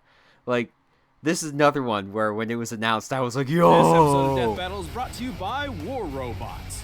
Because I did not know much about Kingdom Hearts at the time. But I love me some Kid Icarus. So, yo! If the fate of the universe is at stake, the last person you should trust to save it is a naive teenager with magical weapons they don't understand. But everybody does it anyway. Like Sora, the Keyblade-wielding savior of Kingdom Hearts. And Pit, the angel warrior from Kid Icarus. He's Wiz and I'm Boomstick. And it's our job to analyze their weapons, Oh, armor, look at and that skills to chunky find out ass who would uprising win footage. a death battle. Once upon a time, there And was they a get to small talk about child Kingdom full of Hearts. promise named Sora. And he lived on the one and only Destiny Island. Yeah. Sora and his friends Riku They and would Kairi grew never up honing their athletic be put in skills by playing the sports same with Final game. Fantasy characters who don't judge Sora's fashion choices. Wait a minute. What the hell are Final Fantasy characters doing there? A hint of things to come. For the longest time, the residents of Destiny Island lived a peaceful life, but it wasn't long until a soulless embodiment of evil would invade the island. This was the Heartless. But the arrival of these creepy crawlers wasn't the only surprise. Alongside the darkness came light in the form of a Keyblade, which is the key to fixing everything. Super subtle. This Keyblade in particular was known as the Kingdom Key, and was drawn to Sora thanks to his pure heart. With the Kingdom Key, Sora had the means to combat the Heartless. By unlocking doors? Well, yes, the Keyblade can get past almost any lock out there, but despite not having a long, sharp edge, Kingdom it's Key a was originally surprisingly intended for deadly Riku, sword. but he was It's lost a to key, the it's a darkness. sword, and it's Sora, also having a touched the wand. light in Sora can Riku's use heart, it to cast received the all Keyblade sorts of instead. magic spells I like love a wizard. Kingdom He can even Hearts. shoot a laser beam all the way to the moon. Unfortunately, despite his newfound weapon, the Heartless were overwhelming. The darkness washed over Destiny Island, and just like that, it was gone. But thanks to cosmic reasons, Sora wound up face to face with Goofy and Donald Duck. Yep, he ended up in the most magical place on Earth, Disney. If you're confused, don't worry. You are not hallucinating. Somehow, in some way, this impossibility exists. Turns out, while Goofy and Donald have been lovable cartoons for decades, they're also world-hopping warriors. Oh my god, this is the best thing ever! From then on, Sora teamed up with his new friends to lock the doors to the Hearts of Worlds, saving them from the Heartless grip. And he wasn't even old enough to get a driver's license. While Sora may not have been strong enough to save Yeah, he's Destiny like Island, he quickly learned an 13 or enormous something amount in of the first talents game. perfect for beating back the darkness. Including some genuine ass-kicking magic, like shooting fireballs, freezing baddies with blizzards, smiting with lightning, and more. He can reflect projectiles, manipulate time, magnetize objects, and even alter gravity. He's got a bunch of other magic attacks, but my favorite is Ragnarok, which fires Says a bunch 15? of homing energy beams. I mean, that's And probably I guess at he's got like, some magic I abilities that don't involve Dream beating Drop monsters Distance up, was the which most I recent think is one, pretty lame, which but makes Wiz sense. I insists we think talk at about it. in the Thanks to first the game, Kingdom Key sword, the first he game can takes use place a spells which few remove years negative before. effects, including curing his So own wounds. originally he was like He can also 13 glide or like 12. Peter Pan and teleport like And then Figment. he aged up to Still don't 15. know if we should call it a sword, but Sora can make it even better with keychains. They can even transform the whole Keyblade into more powerful versions with way more badass names, like Oathkeeper. With all these abilities, Sora battled the It was Heartless time and took for the him to fight enter the man Spurb. who discovered them. God, can you Xehanort. imagine He even a defeated Xehanort's Homestuck Heartless Kingdom and Hearts his nobody. world? Oh, that's kind of harsh, Wiz. Why are you calling him a nobody? He's definitely somebody. No, see, a nobody is a somebody without a God. heart, but a heartless I got- isn't a somebody that's or like a nobody, though they may have been a somebody topic filled to with offer anger, to Ray like for Scar from The Lion conversation. King. Well, I'm a somebody that's really, really confused. But to save all worlds, Sora found he had to be insanely strong, fast, and tough. He's speedy enough to run up a building and quick enough to dodge magic lightning. Not just magic lightning, real legitimate lightning from the sky, a feat which could only take mere milliseconds. Sora put all that speed to good use once by perfectly blocking hundreds of lasers from damn near God, every Kingdom angle Hearts in is just a few it's seconds. it's So a it's safe a to say he's little no slouch. stupid. As for his strength, not But only it's has very he cut through cool. giant building-like structures with ease, he's launched them as projectiles. Though gravity is in flux here, a building this size normally weighs around 100,000 pounds. Got played He's someday? held Yeah. back two of You don't Cerberus's have to heads play and all went of them, toe-to-toe with Hercules. because there's a You lot know, of Kingdom the Hearts games, demigod and who some of them threw a aren't giant rock really worth monster playing. into space. Although this Titan's shape But is at too least the inconsistent to main scale, ones are. by treating him as a series The main of cones numbered made of ones. granite, And we Birth can by estimate Sleep, that his one's weight as also over pretty good. 1,600 tons. That's like throwing 200 T-Rexes into the sky. So yeah, Herc is really, really strong, and Sora can take a hit from him, no problem. Honestly, Sora's ability to take a hit might be one of his strongest characteristics. He's survived the jaws of Cerberus, ancient Chinese dragons, being shot by a musket, and, hell, the fires of Hades. But he isn't without his downfalls. While he's strong in his own right, he relies Isn't it? a lot on his friends. I will play like, only the all mobile the goddamn games. time. He can't even enter his fancy drive forms, which boost his power and give him an extra Keyblade, without help from Goofy and Donald. So in a broad scope, he's fairly limited on his own. That point No is big important. deal, though. They're Luckily for considering, Sora, most because they don't locks only need allow one outside key. help, Uh-huh. they're not allowing sure any if of that was Sora's profound, fancy other forms because he stupid. merges with Goofy or You're Donald for stupid. them. The heart may be weak, So it's and sometimes basically just it may base even Sora. give in. But I've learned that deep down there's a light that never goes out. Let us return to the distant past, Kid Icarus. to an age long ago, when gods and man lived together in harmony. How long ago was this? 25 years ago. What? Anyway, the kingdom of Angel Land was ruled by two goddesses. Palutena, the goddess of light, and Medusa, the goddess of darkness. Who pretty much treated everyone like crap by turning people I into know statues and that destroying their crops. Shulk versus Lightning from Final Fantasy XIII is a popular matchup. Hey, what'd you expect So if from a a being who Xenoblade holds match the is to title happen, it would Goddess of probably be Darkness? that. She's just doing her job. Which would be Angered by cool. these misdeeds, Palutena transformed Medusa into an ugly, one-eyed, parcel-tongued monster and banished her to the dark underworld. Talk about throwing shade. Long story short, Medusa waged war with Also, look at him Palutena, using these who's some of crafty the greatest hero Angel Land 3DS has ever known. videos. My arrows will stop that Apicus Maximus. No, definitely not that one. This one. Captain Hang N on. mentioned. Greatest hero ever? More like his mom needs to drop him off at elementary school. Don't let looks fool you. Pit may seem young, but he is the captain of the Icarus Army, keepers of the peace and personal guards to Lady Palutena herself. Wait, you're telling me this Cupid-looking kid is the captain of an army? Well, at least he can fly with those wings. All right, that's pretty cool. Actually, he can't. What? Look, he's flying right there. Well, Pit may have superhuman abilities, but he can't actually fly on his own. Thankfully, Palutena regularly grants him mystic wings, which do allow flight, though they can only exist for up to 5 minutes. After that, they burst into flame, sending Pit careening to a horrible end. Holy You shit. should give it a So watch. the captain They're of like an angel little army like doesn't have 5 his to own 10 minute working shorts. angel wings. They're pretty That's good. what you're telling me? Yeah, it's a little strange. Check them out but don't before try to the bring it up. 3DS He's a bit online touchy on the servers subject. go off Anyway, tomorrow. Pit managed to defeat Medusa, and everyone lived happily ever after. Just kidding, Medusa came back 25 years later, looking better than ever, by the way. And this time, Hades came along to mess things up, too.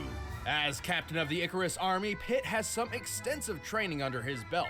How else would all these soldiers save Palutena from a sudden invasion of vegetables? Right. But what's a soldier without his weapons? Pit's got a huge arsenal of weaponry. He's well known for his archery skills and shows it off with his trusty weapon of choice, the Palutena bow. This bow uses awesome laser arrows that can actually be guided by Pit. And if his enemies get close, Pit can split the bow into 2 short blades for quick, deadly slices. Now that's a practical weapon. He is highly skilled with several classes of weapons. And actually, His arsenal they has go been over, imbued like, with the all the strength and weapons power from the of the game. gods, making humans incapable of wielding them. These range from orbitars, like floaty shoulder cannons that can also block attacks, to blades, cannons, claws, hammers, staves, clubs, and weaponized tattoos. Ah, I wish my tattoo was a weapon. Anyway, all these weapons were forged by Mentos, the god of forge. Dintos, the fresh maker. And the guy who also crafted Pit's ultimate weapons, the 3 sacred treasures. Hidden away in 3 sealed caskets, Kid Icarus the is sacred so treasures cool. consist of Angel Land's mightiest Like, weapons, can we get which can only be another used by the most Kid heroic Icarus and worthy game, of heroes. or at least a The port mirror of shield Uprising? reflects projectiles. The wings of Pegasus give Pit unrestricted flight and improved speed. And the arrow of light is the ultimate weapon of the gods that can murder basically anything. The Arrow of Light is absolutely the deadliest weapon in Pit's arsenal, and increases in power based on Pit's own health and strength. And when all 3 treasures come together, Pit is granted the legendary Silver Armor. You tapping into Mustache Boo's whiz? That's not silver, it's gold. Well, colors are different in heaven, I guess. Weird. Well, Pit's learned several abilities throughout his adventures. God, this like looks healing, dropping especially mines, and making his crusty, arrows invisible. blown And up on all of my his skills came in laptop handy. screen. Not only did he defeat Medusa, but he's taken on alien pirates, a space kraken, and the god of death, Thanatos. At one point when Thanatos attacked a village, he launched a large boulder which Pitt obliterated so thoroughly it was completely pulverized in mid-air. Wait a minute. How are those Trojan horse Star Wars walkie thingies not tipping over? Focus, Boomstick. Pulverization is defined as reducing an object to dust, which certainly applies here. To determine the force necessary to do so, we first need the size of that boulder. For that, we'll compare the boulder to those pillars. Oh, here comes the math. Strap on your pocket protectors, nerds. Thanatos, when standing near to Pitt, appears to be about 11 feet 6 inches tall. By comparing his height to the pillars, we've determined them to be 18 feet tall. By comparing that to the boulder, it's clear it has a diameter of 115 inches. To pulverize a stone this large, Pitt's strike must have outputted energy equal to nearly 1,600 pounds of TNT. The large boulder is the size of a small boulder. Pitt's also incredibly quick. He was able to maneuver, react, and fly from the top of these clouds to the lunar sanctum in less than 40 seconds. Despite looking like one, that's no moon. It's a space station, orbiting the Earth at a similar altitude to the International Space Station. The average distance from the ISS to the highest cloud layers is about 242 miles, meaning Pitt must have flown around 21,600 miles per hour. That's Mach 28. Suck it, Starman. Not only that, Pitt dodged a laser which covered this distance in a fraction of a second, most likely moving a little over 90 million miles per hour. Oh my god, that not moon thing really is the Death Star. With Pitt's superhuman durability, he survived being turned into an eggplant. That would turn any normal man into an angel. Well, a dead man, yes. In his final duel with Hades, the god of the underworld, Pitt took a devastating blow that sent him plummeting at least 2,000 feet. Given Pitt's weight, the impact of that fall would be over 8 Lots of calculations here. And he was fine! This Hades guy can cut through giant diamond spires, so a hit from him could be as powerful as nearly 30 tons of TNT. Of course, while Pitt may be formidable, he's not perfect. He has been tricked into losing fights multiple times, and often relies on assistance from his godly allies. But this kick-ass angel isn't afraid to charge headfirst into a fight, even with his wings on fire. In the name of the goddess Palatine! God damn it. It keeps doing that because I keep getting pop-up windows. Hold on. There we go. The defender of all that is good! Those who hide in the darkness will be made to face the light. All right, the combatants are set. Yeah. Let's end this debate once and for all. But first, all this talk about sliced vegetables he's has got me craving some Deadpool. heavenly food. Apron is treating Death Battle Pitt would viewers eat a to Blue 30. Apron Check out meal this off week's the menu floor. now.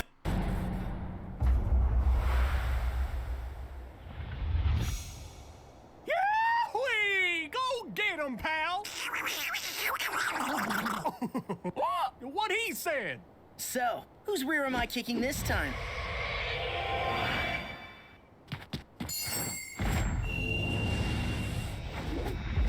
Sorry to keep you waiting.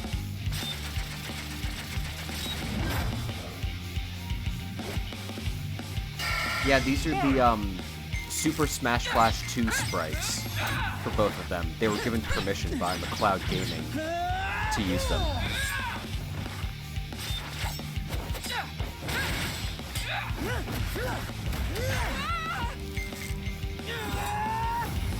Take this! Fire! Whoa! Also, the voice actors are I've seen candles that are scarier than you.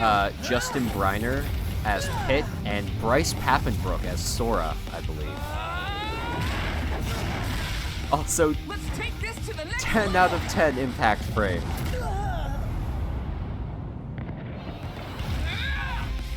Yeah, they got some big names for this. Bryce Papenbrook as Sora, and the guy who voices Deku from My Hero Academia as Pitt, which is like perfect.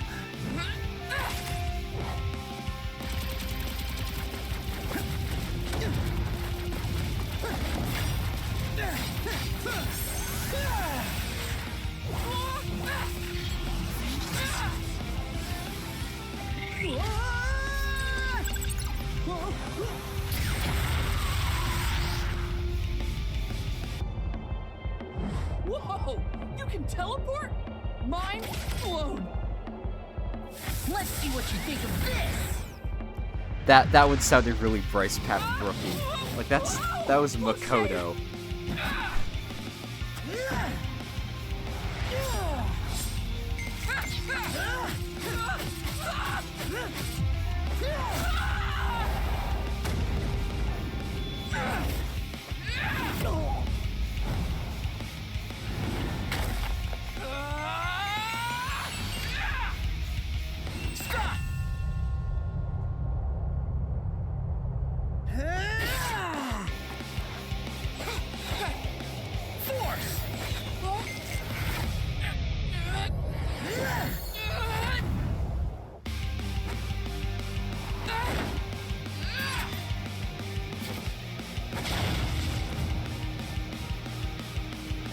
Time to end this! You said it!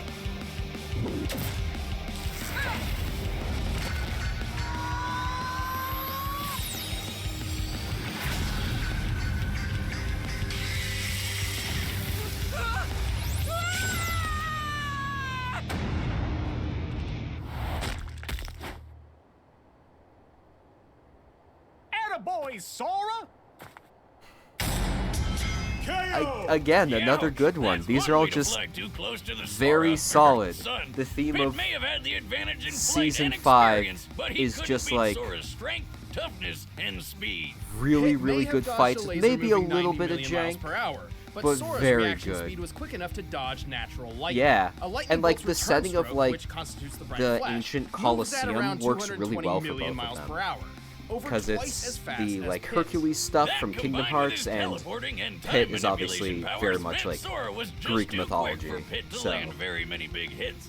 Plus, when Sora shot that Keyblade beam to the moon, it took 1 second flat. the funny That's thing is, 1.28 times the with speed our of light, current understanding much of Kingdom faster than Hearts anything scaling, Pit's reacted to before. Sora Of course, Pit obliterates did have Pit, enough and weapons it's to not keep even Sora close. busy. But Sora's impressive and Yeah, that's the other wide-ranging thing. He's magical more than arsenal just provided Smash multiple Bros. Pit. counters Like he for had pretty the much anything Pit cannon threw at him, and including all like superior healing the techniques. cool You arrow remember that stuff. building Sora cut through? Slicing it up like Swiss cheese was impressive enough, but this building was completely made of stone from top to bottom, and Sora cut through 7 at once.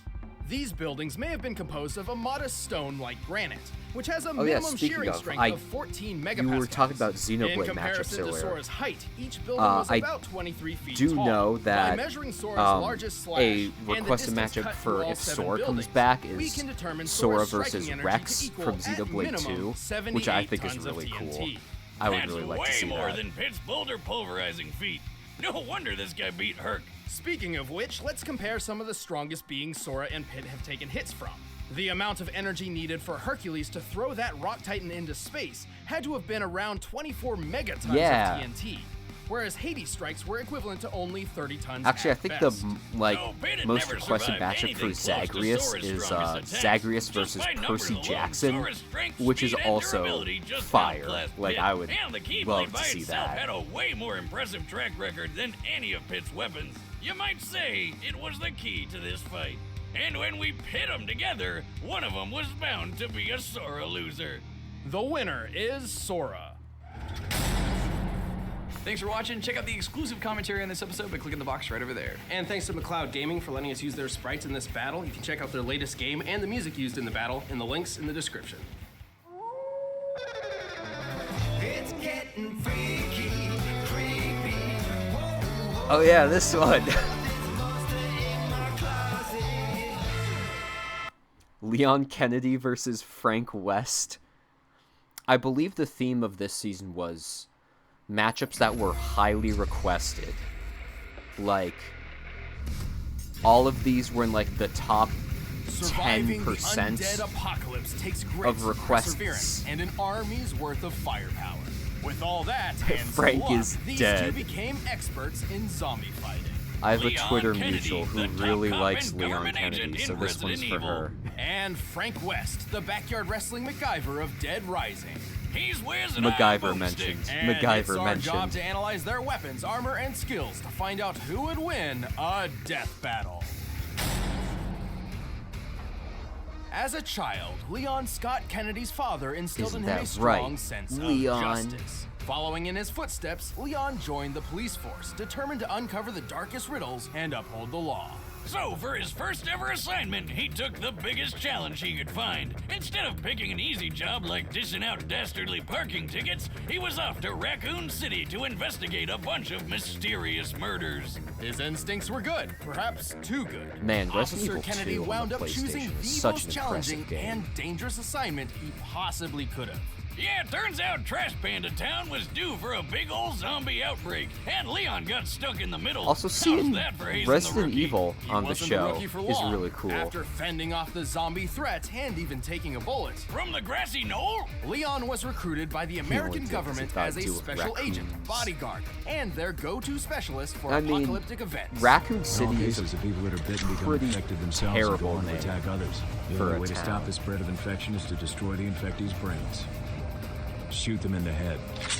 his training at the police academy turned him into a pretty tough guy. But as a special agent, he became unstoppable. All thanks to his extensive firearms training, extreme driving tests, and the study of tactical response scenarios. Guess what martial art they teach American Secret Service members? A traitorous Russian one called Sistema, and Leon is an expert at it.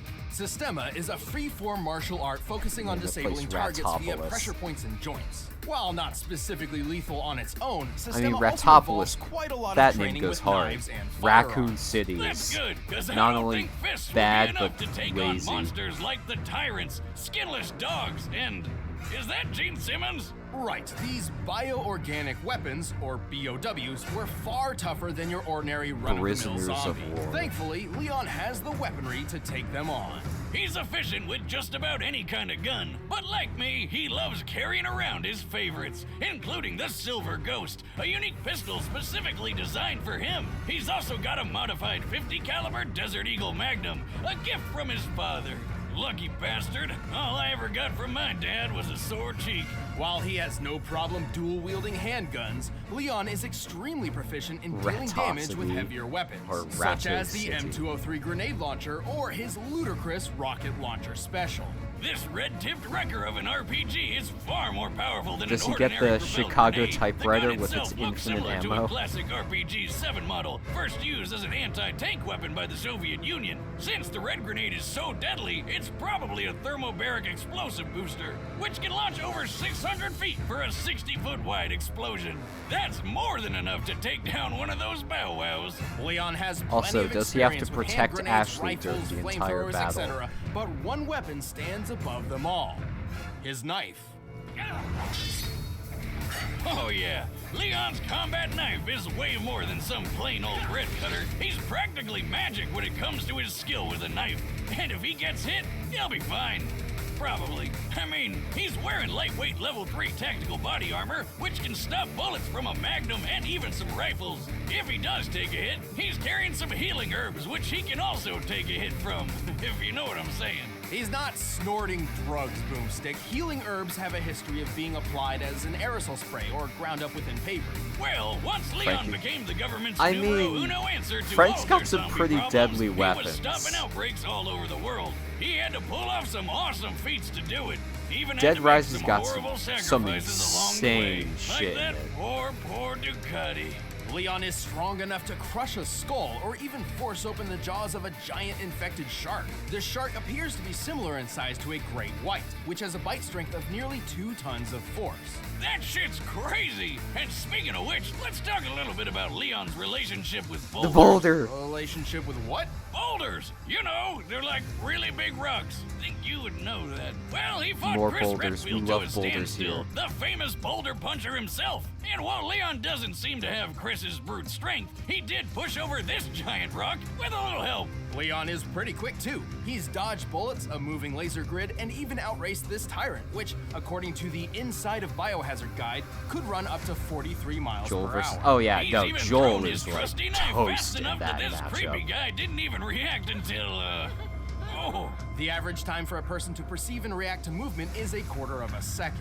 Leon appears to be about 30 feet away from his target Salazar here, meaning he threw his knife around 80 miles per hour. The average speed for most world-class knife throwers is only 35 miles per hour, so he's more than Man, double that guy has really bad aim.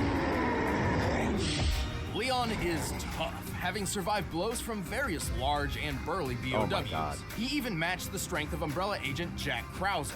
Krauser was strong enough to perform a 30-foot vertical jump. Generally, men can pull off a 2-foot vertical jump at most, making Krauser potentially 15 times stronger than the average man. At this point, let's just say that Leon is basically superhuman. It's like he has zero weaknesses. Au contraire, Boomstick, Leon has his fair share of baggage. He's pretty gullible, oftentimes tricked by those wilier than himself. Go. Save yourself. Is it just me, or does everybody always ignore what I say? Like her? You think he just might be trying to get laid? Lord knows I've done a few dumb things on that quest. I don't know about his chances, though, rocking that hairdo. But after more than 15 years of nightmarish catastrophes, Leon's mental state has become more fragile and more reliant on alcohol. Ah, you and me both, pal.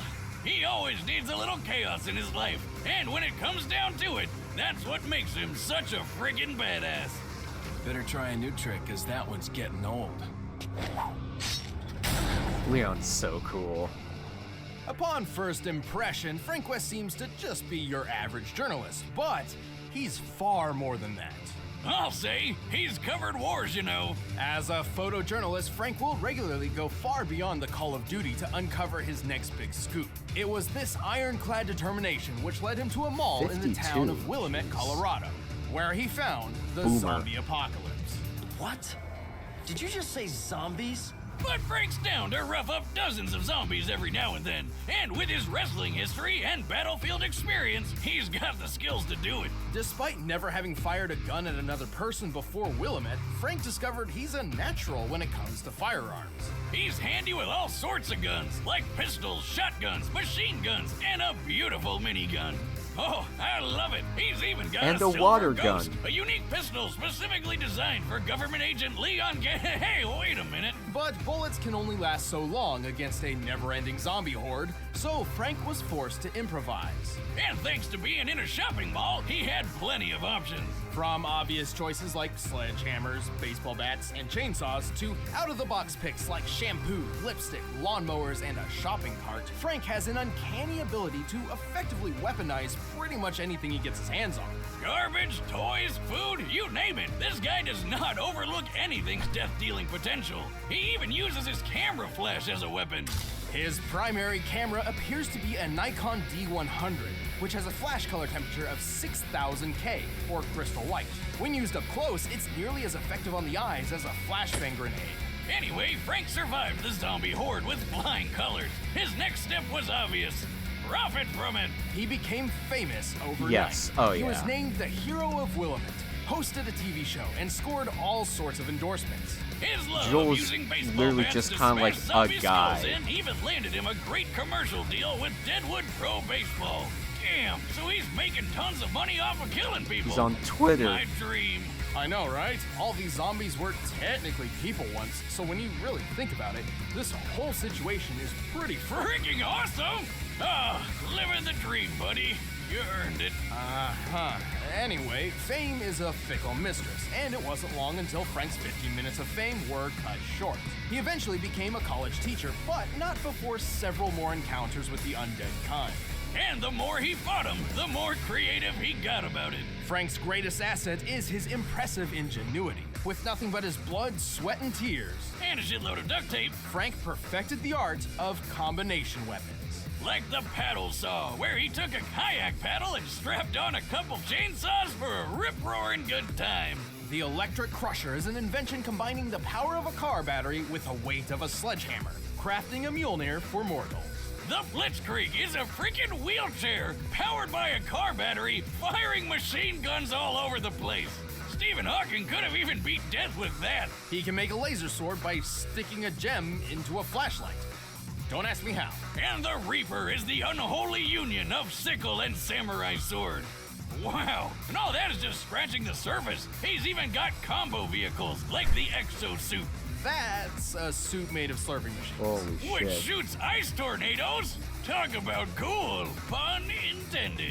Even stranger, Frank has used an arcade machine to miraculously Oh yeah, copy some of look, the powers of Ghost fellow Trick, Capcom characters. Ghost Trick You're a wizard, mentioned. Frankie. No, he's not magic. These powers come directly from costumes most commonly obtained from the machine. For Sissel example, Ghost he Trick. can don Ryu's ki to perform hurricane kicks, or Mega Man X's armor complete with a Mega Buster. You are what you wear. Speaking of costume changes, sadly, He can- Frank he can eventually become was Sissel caught by Ghost zombies Trick. and wound up becoming another mindless slave of the undead horde. But it's okay. He got better. Frank has pulled off a lot of impressive feats, despite having little I mean, I formal don't training really aside know what from it does maybe for a him. 3-day Sissel's combat like a journalist crash course. Sissel He's just killed dies. hundreds, That's what he thousands of does. zombies, giving him one of the highest body counts in video game history. He's really strong, too. He can pull a zombie's limbs and head off no problem. And in the exosuit, he's pushed around a 2-ton car. He's tough enough to survive long falls and devastating helicopter crashes with little issues. And he's quick enough to catch up to and board a train moving 15 miles per hour in less than 3 seconds. He can even hop off zombies' heads like a ninja so well that the zombies barely even notice. Wait, they don't notice that he's literally jumping off their heads? How the hell does he pull that off? Very careful. But Frank has fought more than just mindless zombies. Yeah, like some crazy clowns with chainsaws and a freeze gun, and plenty of other psychomaniacs. This is my stuff! Including Lance Corporal Calder, the world's first intelligent soldier zombie. Also, I think it's important to note many of these feats were performed in a span of 72 hours with no sleep or rest. According to a study on sleep deprivation in 2010, an average human's physical and mental health begins to severely deteriorate after 36 hours of no sleep, resulting in disorientation and even hallucinations. Here I thought heavy drinking was the only way to legally hallucinate. Well, time to binge Netflix until I trip balls. Whether by inhuman stamina or just a shit ton of adrenaline, Frank was in peak condition for twice as long as he should have been. There's that journalist determination again. Sure, he may be a bit of a self-serving asshole, but he's pulled off the impossible more than once, even when he got into his 50s. Once a survivor, always a survivor. Snag your very own disposable Digi-Jeep disposable camera. It's fantastic. I mean it. Seriously. I need a raise. All right, the combatants are set. Let's end this debate once and for all. But first, let me tell you about how you can be the MacGyver of the kitchen. I do not care, I do not care, I do not care, I do not care, I do not care.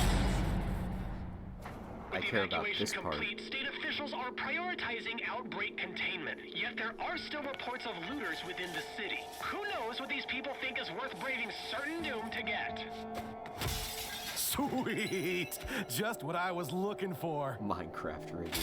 He's got the Servbot head. What are you doing? Classic. No one's supposed to be here. Never stopped me before, pal.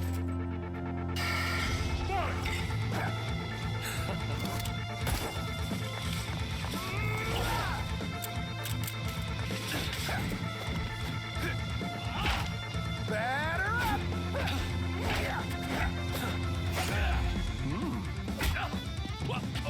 See you in a flash, buddy.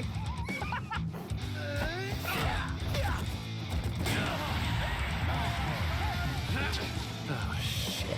See, now, unlike with Batman vs. Black Panther, this is a setting that makes sense for both characters.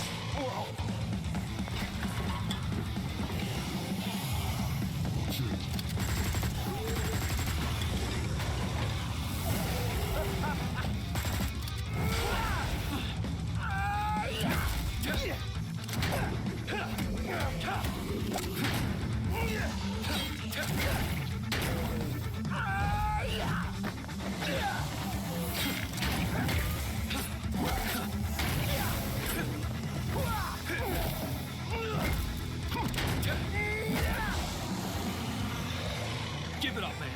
You can't keep up with me. Wanna bet? I've covered wars, you know.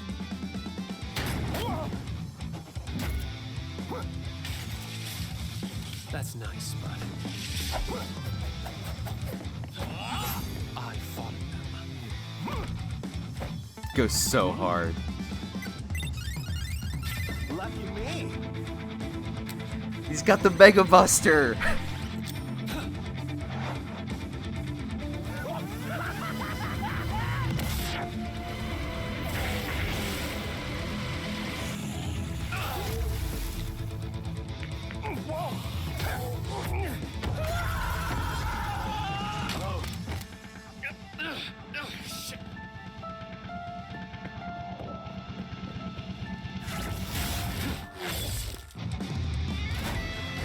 Nice to meet you.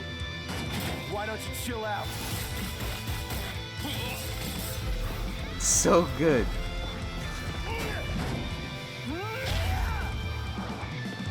Here we go.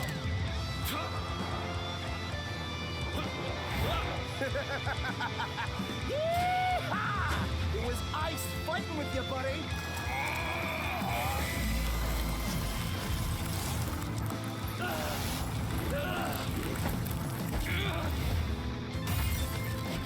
Game over.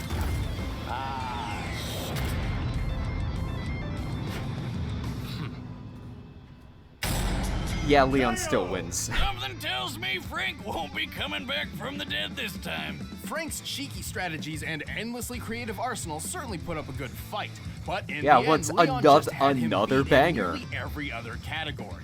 Frank was one tough cookie, but Leon's I like the use of superhuman the setting abilities with were the just more zombies. impressive. The Frank pushed sprite art two-ton was really car, right? good. Yes, which is similar to Leon holding back the shark's 2-ton biting force. But his Yeah, it boulder was. feat was They much used a more lot impressive. of both By of their comparing the boulder's arsenals. size to Leon, it appears to have weighed around 9 tons at minimum. While Leon did have help pushing it, even half of 9 tons is much heavier than anything Frank's lifted or pushed. Leon and Frank seemed equally tough, but Leon was definitely quicker. Bullet timing, laser dodging, and hell, Leon's speed and precision with his knife on its own is more impressive than any speed feat Frank's got. But in the end, the most important question was whether or not Leon could cope with Frank's insane weaponry and unpredictable creativity. But Leon's seen plenty of crazy shit in his career and fought lots of surprising and off-putting monsters. His years of formal training and more consistent combat records certainly lent him the experience needed to win. He's survived numerous battles with enemies powerful enough to one-shot him, and he's shown plenty of creative strategy and critical thinking mid-fight. Like when he fought Tyrant Glenn, using momentum from his own injuries and throwing a friggin' motorcycle through the air. Leon was just too fast, too strong, too experienced, and too badass. He was frankly on his game. The winner is Leon Kennedy. Thanks for watching this episode of Death Battle. If you want to check out commentary for this episode, you can click the you little can box see right over why there this for a is free like. membership trial. And if you want to grab the music from this Why fight, go ahead and why I do so. love it Down so in the much. Why other people love it? Cause it's so good.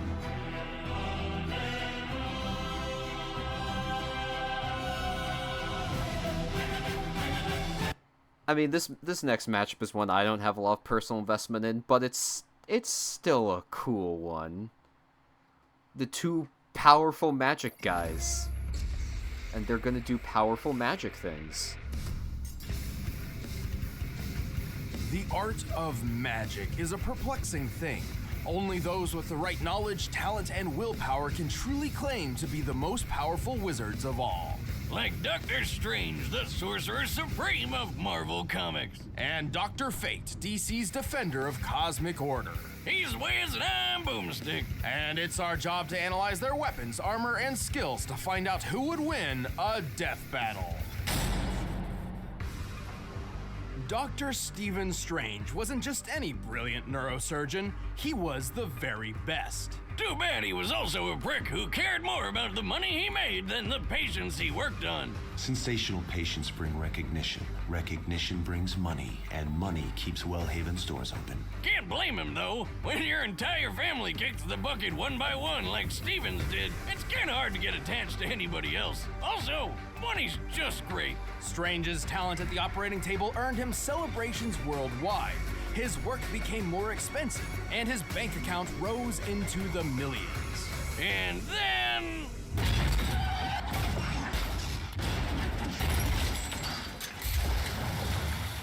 Don't text and drive, kids. Strange survived, but his hands got terrible nerve damage, making them useless for complex tasks like, oh, I don't know, surgery. Pretty inconvenient. To find a cure, Strange spent his entire fortune and traveled the globe until he found the Ancient One.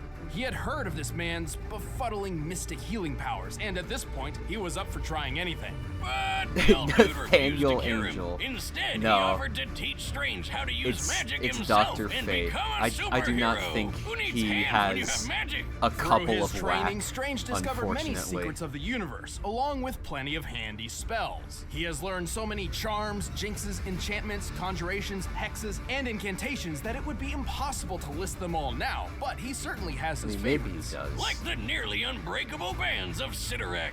Unless you're super strong like the Hulk or Thanos, no way you're snapping these chains. He can surround foes in everlasting fire with the flames of Faltine, launch energy shots called the bolts of Balthak.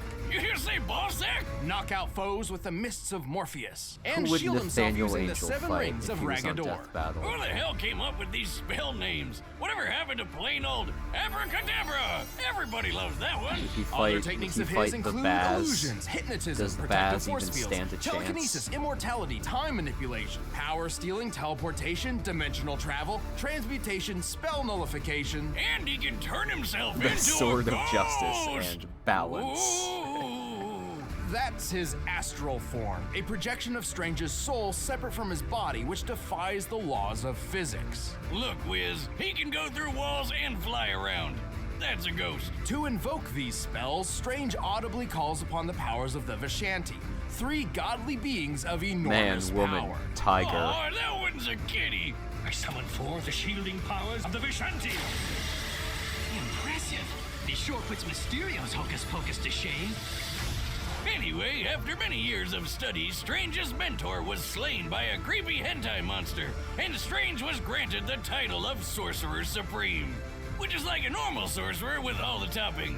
As Sorcerer Supreme, Strange was deemed the most powerful magic user and defender of the world. To better perform his duties, he carries numerous magical artifacts which assist him in battle. The Cloak of Levitation lets him fly without magic and has a mind of its own, like Aladdin's magic carpet, but way more stylish. The Wand of Watum amplifies his powers, and It has an the axe of angry face on it. Whatever cuts through mystical beings.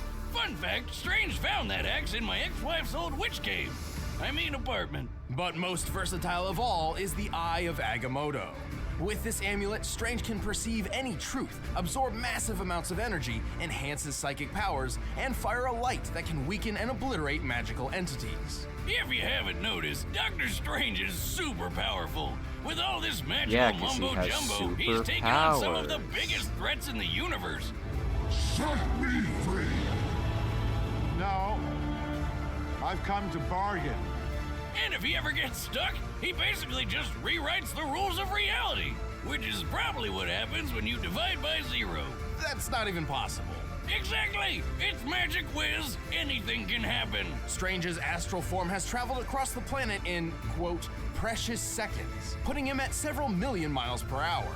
Even better, when Adam Warlock once used an Infinity Gem to banish Strange to the far reaches of the universe, Strange just cast a spell that zoomed him all the way back. So yeah, F you, Adam. Given what we see here, Doctor Strange was most likely sent to a void, or a large empty area between galaxies. The void where our galaxy resides is about 2 billion light years in diameter, with the Milky Way set relatively close to the center. Based on Strange's conversation here, we can assume a generously short time frame of 5 seconds. So, Strange must have moved over 4.2 septillion miles not per again. hour. That's 6 quadrillion times the speed of light. Damn! Oh, how about that time he ripped the soul out of his arch nemesis and sent him back in time? Or when he restored his cloak of levitation from mere scraps? Or when he beat up Galactus and totally scrambled his brain? With his immense magical prowess, Strange has survived blasts from Voltor, a robot with the power to move stars, and even withstood a supernova. I love at minimum, an with these exploding whenever star they outputs talk over about the comic 350 character, and they septillion pull up gigatons a of feat where they TNT. fought some That's old 6 ass octillion comics times greater villain that than the no one's Tsar ever Bomba, heard of. the most Like, powerful who the nuclear fuck weapon is ever made. Voltor the Impressed yet? robot? Well, Strange can manipulate and detonate stars himself.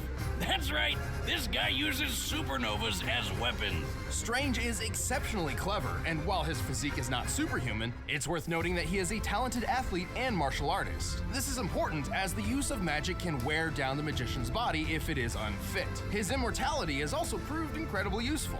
I'll say, he's looking pretty good for a guy born in the 1930s.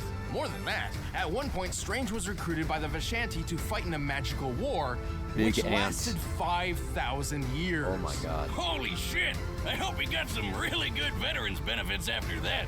But for real, this guy has the power to protect the universe and reshape it however he wants. I know which doctor I'm calling the next time I'm sick. Who are you? I'm Dr. Strange. Sorcerer Supreme. Does he fight the Tell national me, debt Basic, crisis? do you believe in Can he fate? use his magic I only to, believe in one thing, Wiz. I don't know, 18 do year, something useful? 100 proof He's a whiskey. doctor. Why Well, doesn't he after magically accompanying his cure father on cancer? an archaeological How about expedition in that, Dr. Mesopotamia, Strange, huh? 12-year-old Kent Nelson certainly did. Instead of digging up boring old artifacts like tools or Skull. pottery, Kent uncovered a 10 billion year old god. Too bad waking him up also gassed Kent's dad to death. This slumbering god was Nabu, a Lord of Order born from the very beginning of the universe. While Nabu normally cares little about the universally inconsequential concerns of individual humans, this time was different. Nabu took the newly orphaned Kent under his wing and taught him the ways of magic. He was adopted Oh, by sweet. God. I'd take a god dad over an ordinary one any day. But really, I'd just take any dad. Though Nabu wasn't too keen on the actual parenting part of the deal, so he just magicked Kent into a full-grown adult over the course of a week. Does that mean he got hit with all those years of awkward puberty all at once? Toes. My god, talk about a mood swing. To master the The mystic arts, slob. Nabu granted Kent 3 ancient relics. First and foremost, Kent donned the golden helmet of fate. Well, Kent woke up the physical body. Nabu's soul is actually inside this helmet. So when Kent put it on, his spirit merged with Nabu's and they became Dr. Fate. I am an agent of order. Wait, he's 12. Technically, he can't be a doctor yet, right? Well, in time, he became a trained physician and achieved a PhD in archaeology. Good for him. Anyway, he's Yeah, this also is one got of the those Cloak of Destiny, lesser which gave known him flight, super superheroes. strength, He was and in superhuman durability. Injustice 2, Lastly, I he think. received the Amulet of Anubis, a talisman which increases Fate's powers, counters opposing magic, and can launch an intense he's beam not of like magical a firepower. Justice League It also member. houses its own pocket So he's dimension not really where the souls like of past one Dr. of the Fates reside. ones you're Oh yeah, lots of people have worn that shiny helmet, and not all of them were doctors. What Even the Kent's hell? wife Inza got in on the magic action.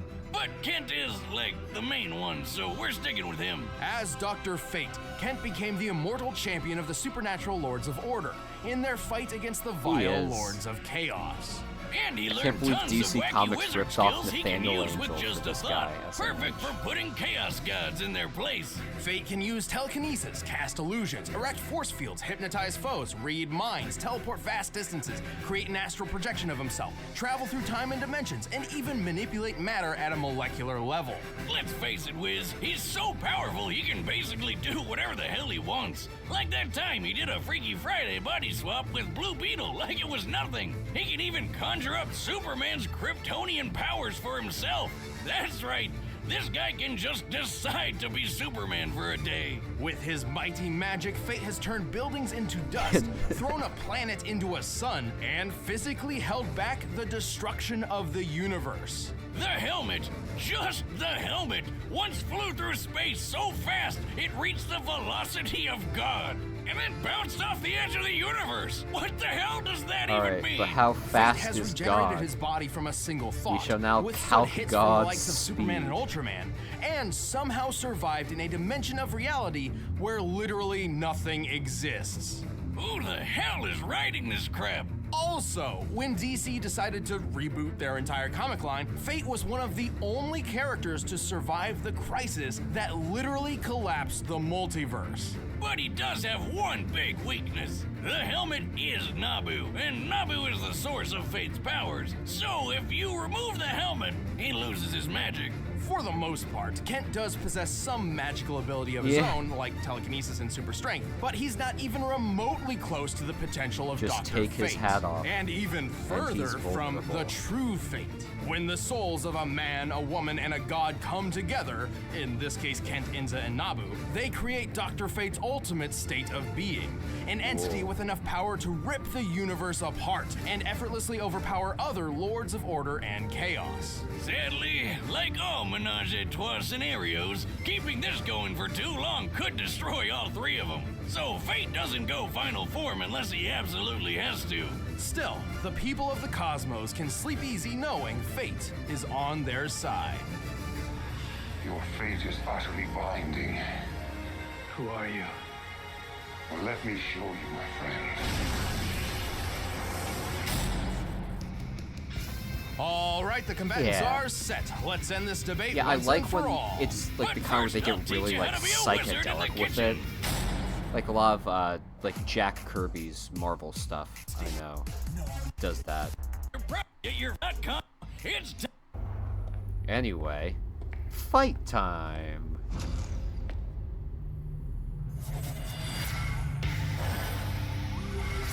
Stephen Strange.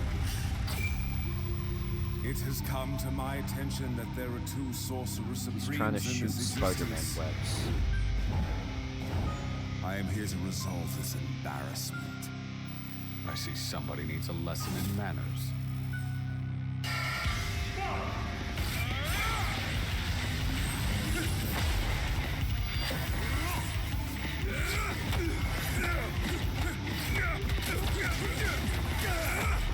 Pitiful. Taste the flames of the Fontaine! How's that for embarrassment? Fool, you are merely a doctor. I am a god.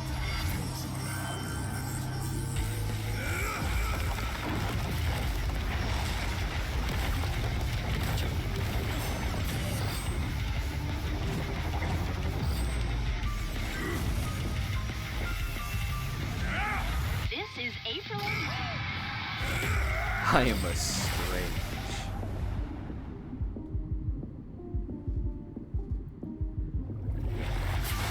Fucked up that his actual last name is Strange.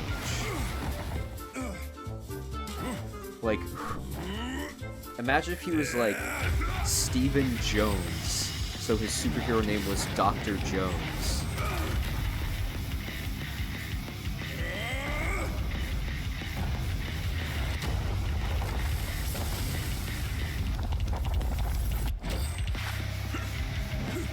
Steven Universe.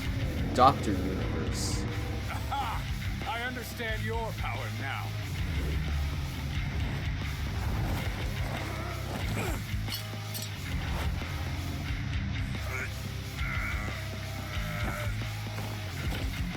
So the god is just a man in disguise.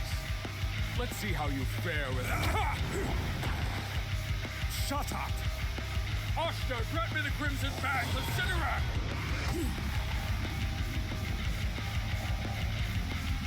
Friend once told me the helmet doesn't make the man.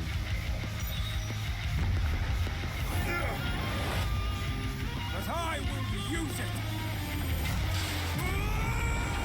Yeah. I mean, with these guys being able to basically do anything. Oh wait, here it comes. The infinite gender. Yeah! Yeah, these guys basically able to do pretty much anything. Of course there's gonna be some crazy, like, dimension hopping. I can't stop you here. Maybe in there.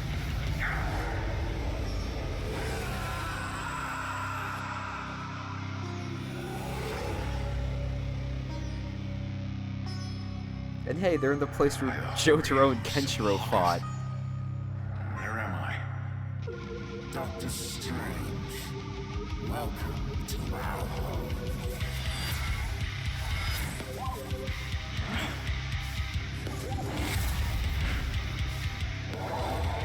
Welcome to the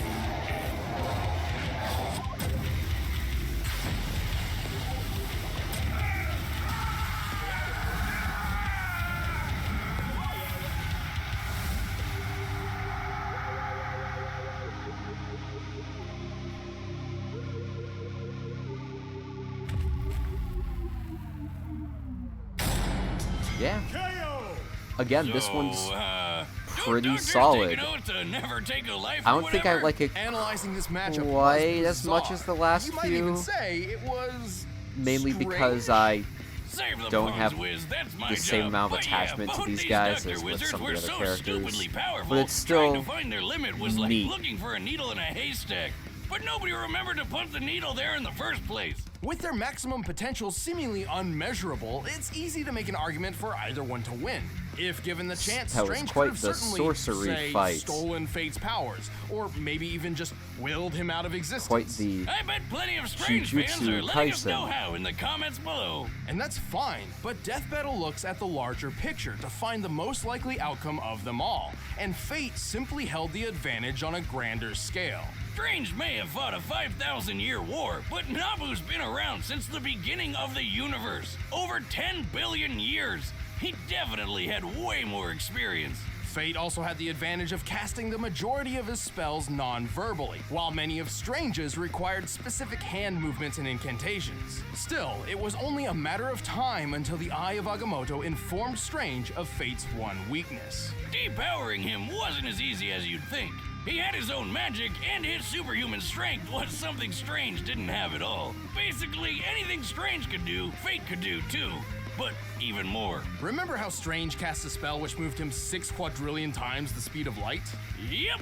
Now remember how Fate's helmet flew from Earth to the edge of the universe and back? It took about 1 year to make this trip. Given the estimated scope of the observable and unknown universe, High a trip quality of this graphics. magnitude would require the helm to fly nearly 28 Bonk. decillion times the speed of light. That's over 4 quintillion times faster than Strange. Look at it this way. Strange was a man borrowing the powers of a god, while Fate's a god borrowing a man. Plus, that power boost with Inza's soul from the amulet put Fate on a level above the gods in There's his a big universe. helmet. Something Strange can't really do himself. Both Doctor Gotta be Strange big and enough to Doctor fit Fate his possessed big head. incomprehensibly impressive magic, but Fate held more experience, greater physical abilities, and a wider range of talents. Which left Steven stuck with a strange twist of fate. The winner is Dr. Fate. That's another pretty good one. Thanks for watching, And guys. I If you want think exclusive this commentary next on this one episode, will be click the that box last right over there. one we And if you want the do battle music for for yourself, there's a this download stream, link in because the it description. has been a long See you next stream, time. but I want to get through half the season. And this one's a good one to go out on.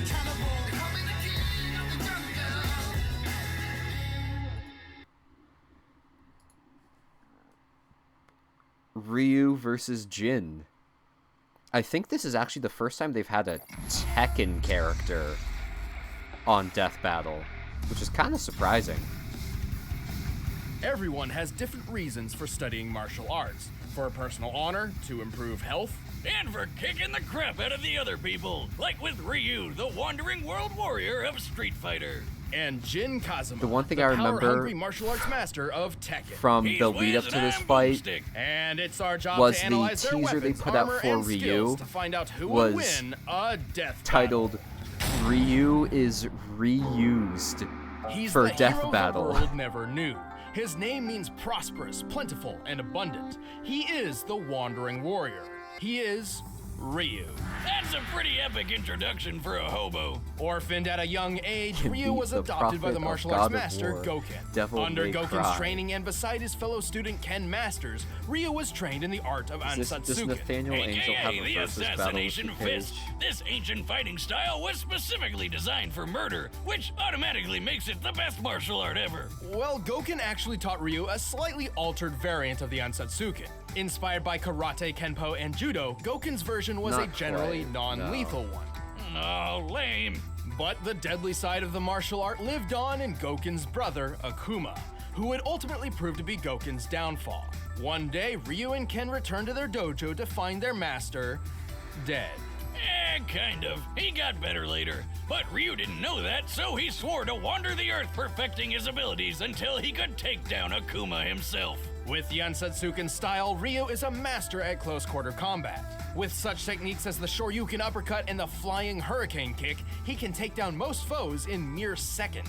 He's like a living helicopter of pain, but he can also use his ki as a weapon, firing a fireball of energy from his palms. Say it Anyway, with Street me. Fighter guy. Hadouken! Goken's version of the Ansatsuken also taught Ryu several defensive techniques, including the skill to parry most other attacks with precise timing. And with all these awesome powers of whooping ass, Ryu eventually made his way to the World Warrior Tournament. With his skills, Ryu quickly reached the top of the competition. For the title of World Warrior, he faced his toughest opponent yet, Sagat. It's nice to have Ryu again after his fight against Scorpion. And Jin is probably more fitting opponent for He him. offered Ryu a hand up. And in that moment, something dark swelled from within Ryu's consciousness. A force so fierce and destructive, he couldn't contain it. And he lashed out.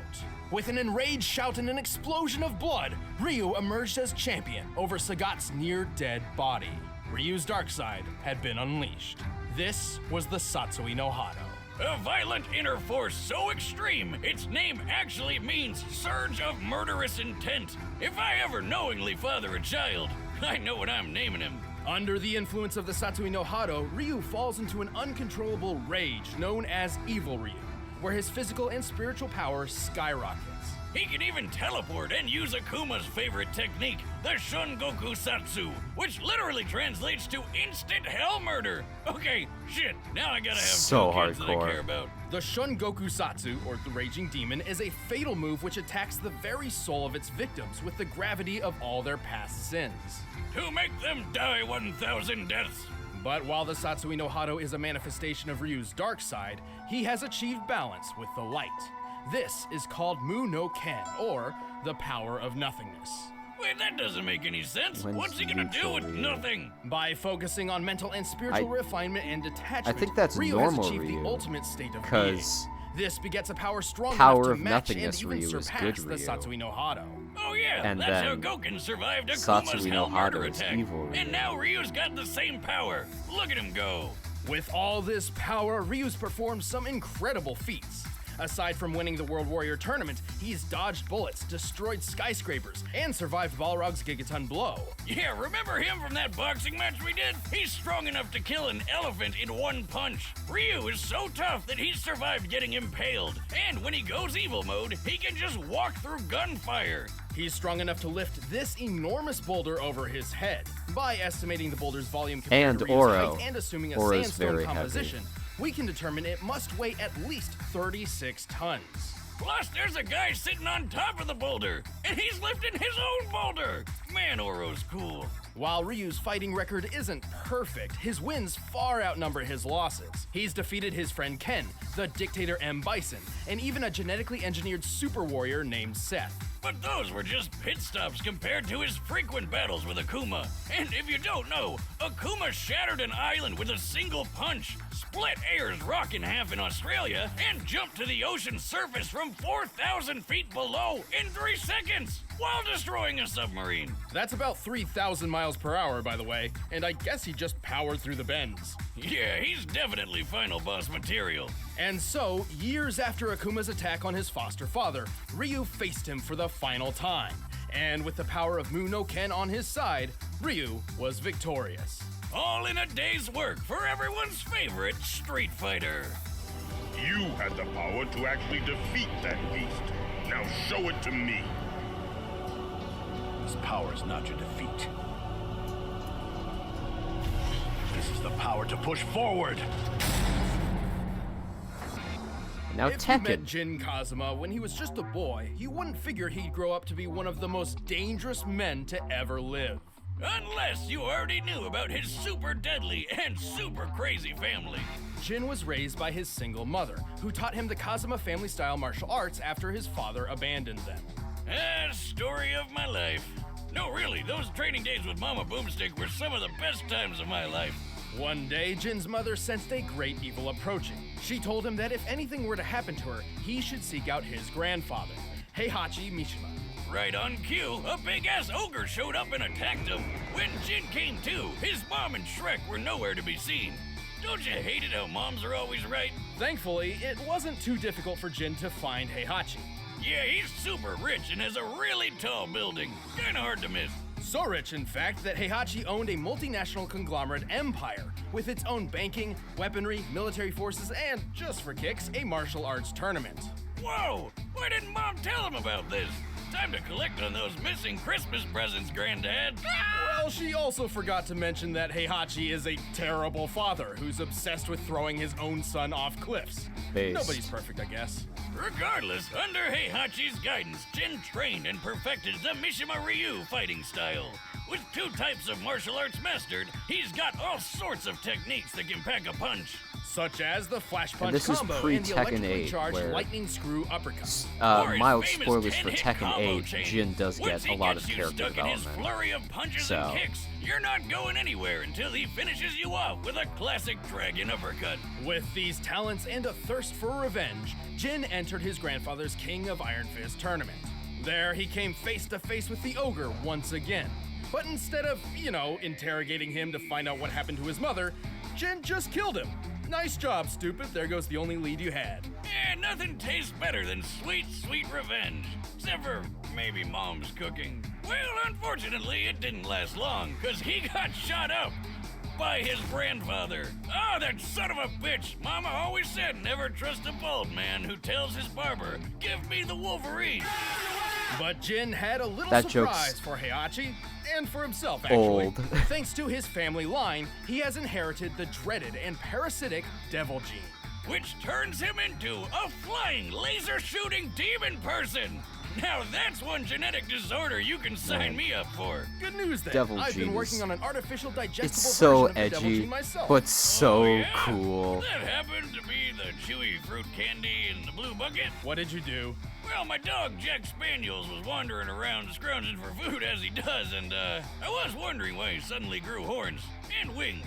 You've got to be shitting me. Anyway, compared to his base form, Devil Jin's strengths Yeah, it and was durability not are connected better to than ever. Tekken, just Devil to Jin is show. strong enough to throw people I think dozens that was of feet from and even a smash clip them from through the walls. Hulk film For this where instance in he particular, accidentally he's drinks pushing soda Heihachi and through the that limestone wall contains of an Hulk Aztec juice. pyramid. To do this, Jin must have struck the wall with force equal to at least 10 tons per square inch. Hell, Jin is stronger than this guy called Raven, who can toss around this giant war robot named Nancy. When compared to real-life robots of similar size and accounting for additional weaponry and gear, this machine should weigh anywhere between 15 to 30 tons. Also, Jin is fast enough to dodge bullets and fly into orbit. And survive falling all the way back down. Which puts his maximum flight speed over escape velocity. That's more than 25,000 miles per hour. He can even punch so fast he causes shock waves. That's right, Jin throws punches faster than the speed of sound. Remind me never to give him a high five. Totally reasonable, considering his grandfather can catch Shadow bullets the in his Hedgehog. teeth from just 20 feet away. And surely Jin can do better than that. Heihachi doesn't even have the Devil Gene. That's right, the Devil Gene traces back not to Heihachi, but to Jin's grandmother. Who freaking rides tigers? As a result, Heihachi's son Kazuya inherited the Devil Gene and passed it on to Jin. Kazuya's powers are basically the same as Jin's, and he's shown just how far the devil form can go. He's shot a blast powerful enough to erupt a volcano and survived a satellite laser straight out of Independence Day. This is the same laser that once shot the robotic soldier Gunjack. By measuring the blast radius and resulting devastation, the laser's firepower appears to equal 3.7 insane, megatons bro. of TNT. You know the bomb that got dropped Kinda on love Nagasaki in World War the sequel? Yeah, this laser's like 176 of those hitting all at once. While It's the Devil somehow Gene both can sometimes be difficult very for Jin grounded to control, it provides an and also enormous not advantage at against all. almost any foe. With it, he's won 3 of the 4 King of Iron Fist tournaments he's entered. He's defeated Like, the combat's Heihachi, very, Kazuya, like, and even the supposed OG Devil Man himself. based on as traditional hell. martial Too bad arts. he had to start World War But the also there's Second like sequel just to cyborgs find and him. like Kind of a dick demons move. and all Jin's sorts of certainly nonsense. no angel and hardly a hero. Still, when it comes down to it, he is the child of destiny, and not even the devil's blood can seal his fate. Can't you understand? All this fighting is pointless. It's never gonna end. It will end with this bloodline. And that is why I fight. All right, the combatants are set. Let's end this debate once and for all. But first, all this talk of gin is making me want to pour a glass and eat some delicious Blue Apron. All this talk of fighting makes me want to Yo, this- eat Ryu that- from Street Fighter. Anyway, the second 3D animation. They gave the 3D animators a bit of a break this season.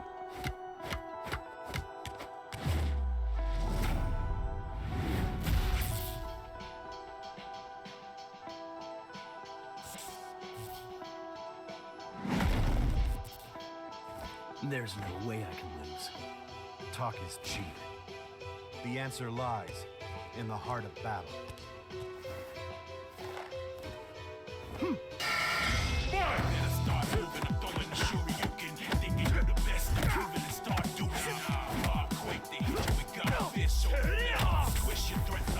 Custom rap track.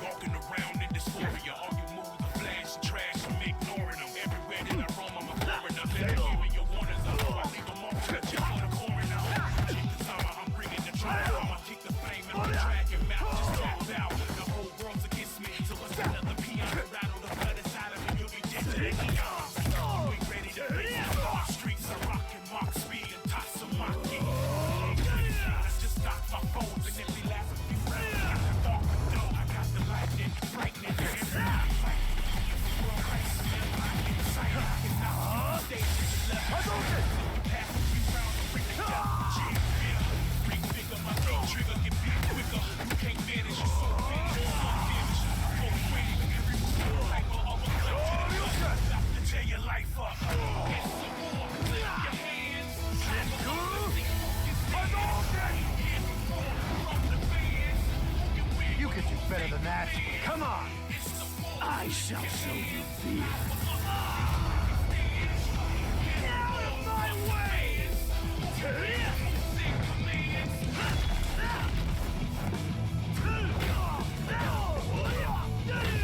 You insect!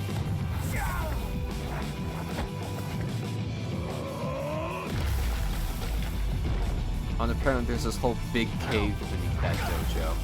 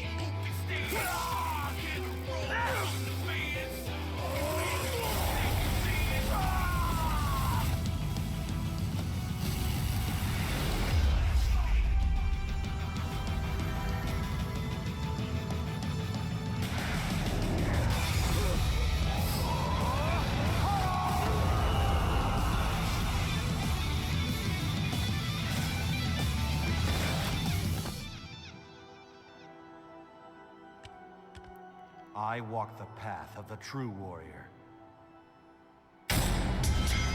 Again, not much to say other I than get why it's called the power of good nothingness fight. now. There's nothing left in his really chest. good This one was 3D a tricky animation. match to decipher. Both Ryu and Jin had many displays Although I of think with incredible modern feats, understanding but very few of this truly matchup, showcased the it's upper generally limits agreed of upon their that power. Jin We know does that in their win, base forms, both could lift around 30 especially tons after and move at Tekken supersonic 8 speed. and all the stuff it gave Also, him. we know Ryu could maintain a much better level of Also, control and discipline in the Muno big Ken cave than at the Jin end in is Devil just form. a place from hardcore Tekken Ruby fans know that he the had pretty animator good had on his control computer. over And it he's in like, that hey, this Blood looks Vengeance cool. Let's movie, just but it's make it the pretty final inconsistent with location game for the canon. fight. Even Tekken's creator has said it's not canon. Also, Jin's Harada fall from mentioned. orbit feat was impressive, but it is hard to quantify. I due mean, to it its is cool. presentation. The Even fight if we is assume we are to take it literally, a man of fight's Jin's really size good. landing at terminal velocity would equal around 18 tons of force. But to find their limits, we had to scale them to comparable characters. Scaling Jin to his father Kazuya was logical. Kazuya survived that 3.7 megaton laser blast, and it's clear it was necessary for him to be in devil form to do so.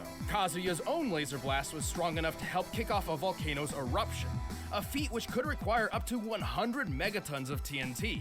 But that's a very generous estimate, and its actual potency is likely much less. Since their power comes from the same place, and Jin's even defeated Kazuya before, it's safe to say Jin can do all this too. As for Ryu, we knew exactly who we had to scale him to. Let's talk about Akuma. First off, just to prove this scaling is reasonable, Ryu and Akuma share very similar abilities. Both were trained in the Yatsutsuken fighting style, and both possess the Satsui no Hado. They fought each other several times, and when the story was all said and done, Ryu emerged ultimately victorious based on his skill alone. Now that that's out of the way, let's watch Akuma punch an island to Hell death. yeah. With a single strike, Akuma managed to break apart an entire island so thoroughly that Ryu, who was on the island, was left floating helplessly in nearly clear water. Assuming the island is somewhat circular, they already mentioned before they do here that to fragment the island like this, the Akuma's Akuma punch in must have been Tekken over 7 400 is megatons of TNT. like That's more a than 4 different times character stronger than anything a than the Devil Street Gene has Fighter pulled off. Akuma, And Ryu and takes can't blows from doesn't this guy necessarily all the time. Sure, count Ryu for, wasn't like, getting hit with cross-verse 400 megatons scaling. every time Akuma landed a punch, but the most a Devil Gene carrier has ever survived. Whoops. Why does he keep doing that? Amounts to less than 1% in comparison. Even if Jin could survive a strike as strong as Kazuya's volcano feat, it still pales in comparison. The fact that Ryu survived being on the island as it was blown apart helps justify this scaling too. Well, Jin still takes the speed advantage with that flight into orbit, but it doesn't mean much when the difference of power and toughness is this massive. When it came down to it, Ryu's strength, durability, and control were just too far out of Jin's reach. Wait, Wiz, we forgot a feat. You remember that gun Jack robot? A later model of Jack once destroyed a meteor. Couldn't we just scale Jin to that? Well, it's unsupported by canon material, but even if we did, guess who destroyed an even bigger meteor? Akuma? Akuma. Damn. Well, Jin up, everybody. Ryu's taking care of business. Akuma's just too powerful. The winner is Ryu. Ryu beat Akuma, so Thanks for he's watching. powerful. If you guys want exclusive commentary on the All episode, right. just click that little box So right over that there. And if you want the battle music from this episode, you Was can get it by clicking the the link last in the episode we're description. gonna be watching You know for this by now. tonight. The stream's been going on a while. Next time I think is a very interesting one.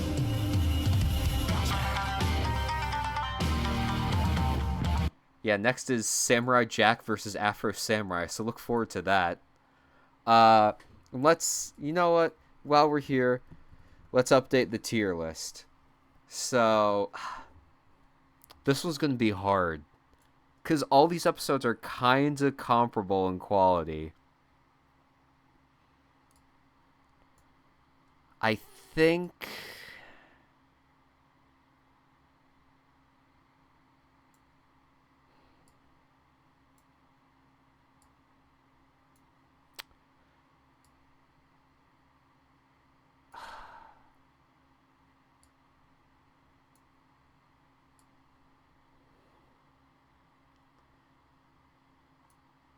I'm feeling that.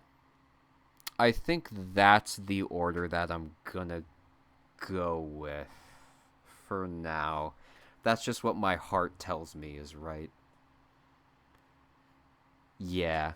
But yeah, anyway, that's the first half of season 5, and next Sunday, put JoJo a little higher.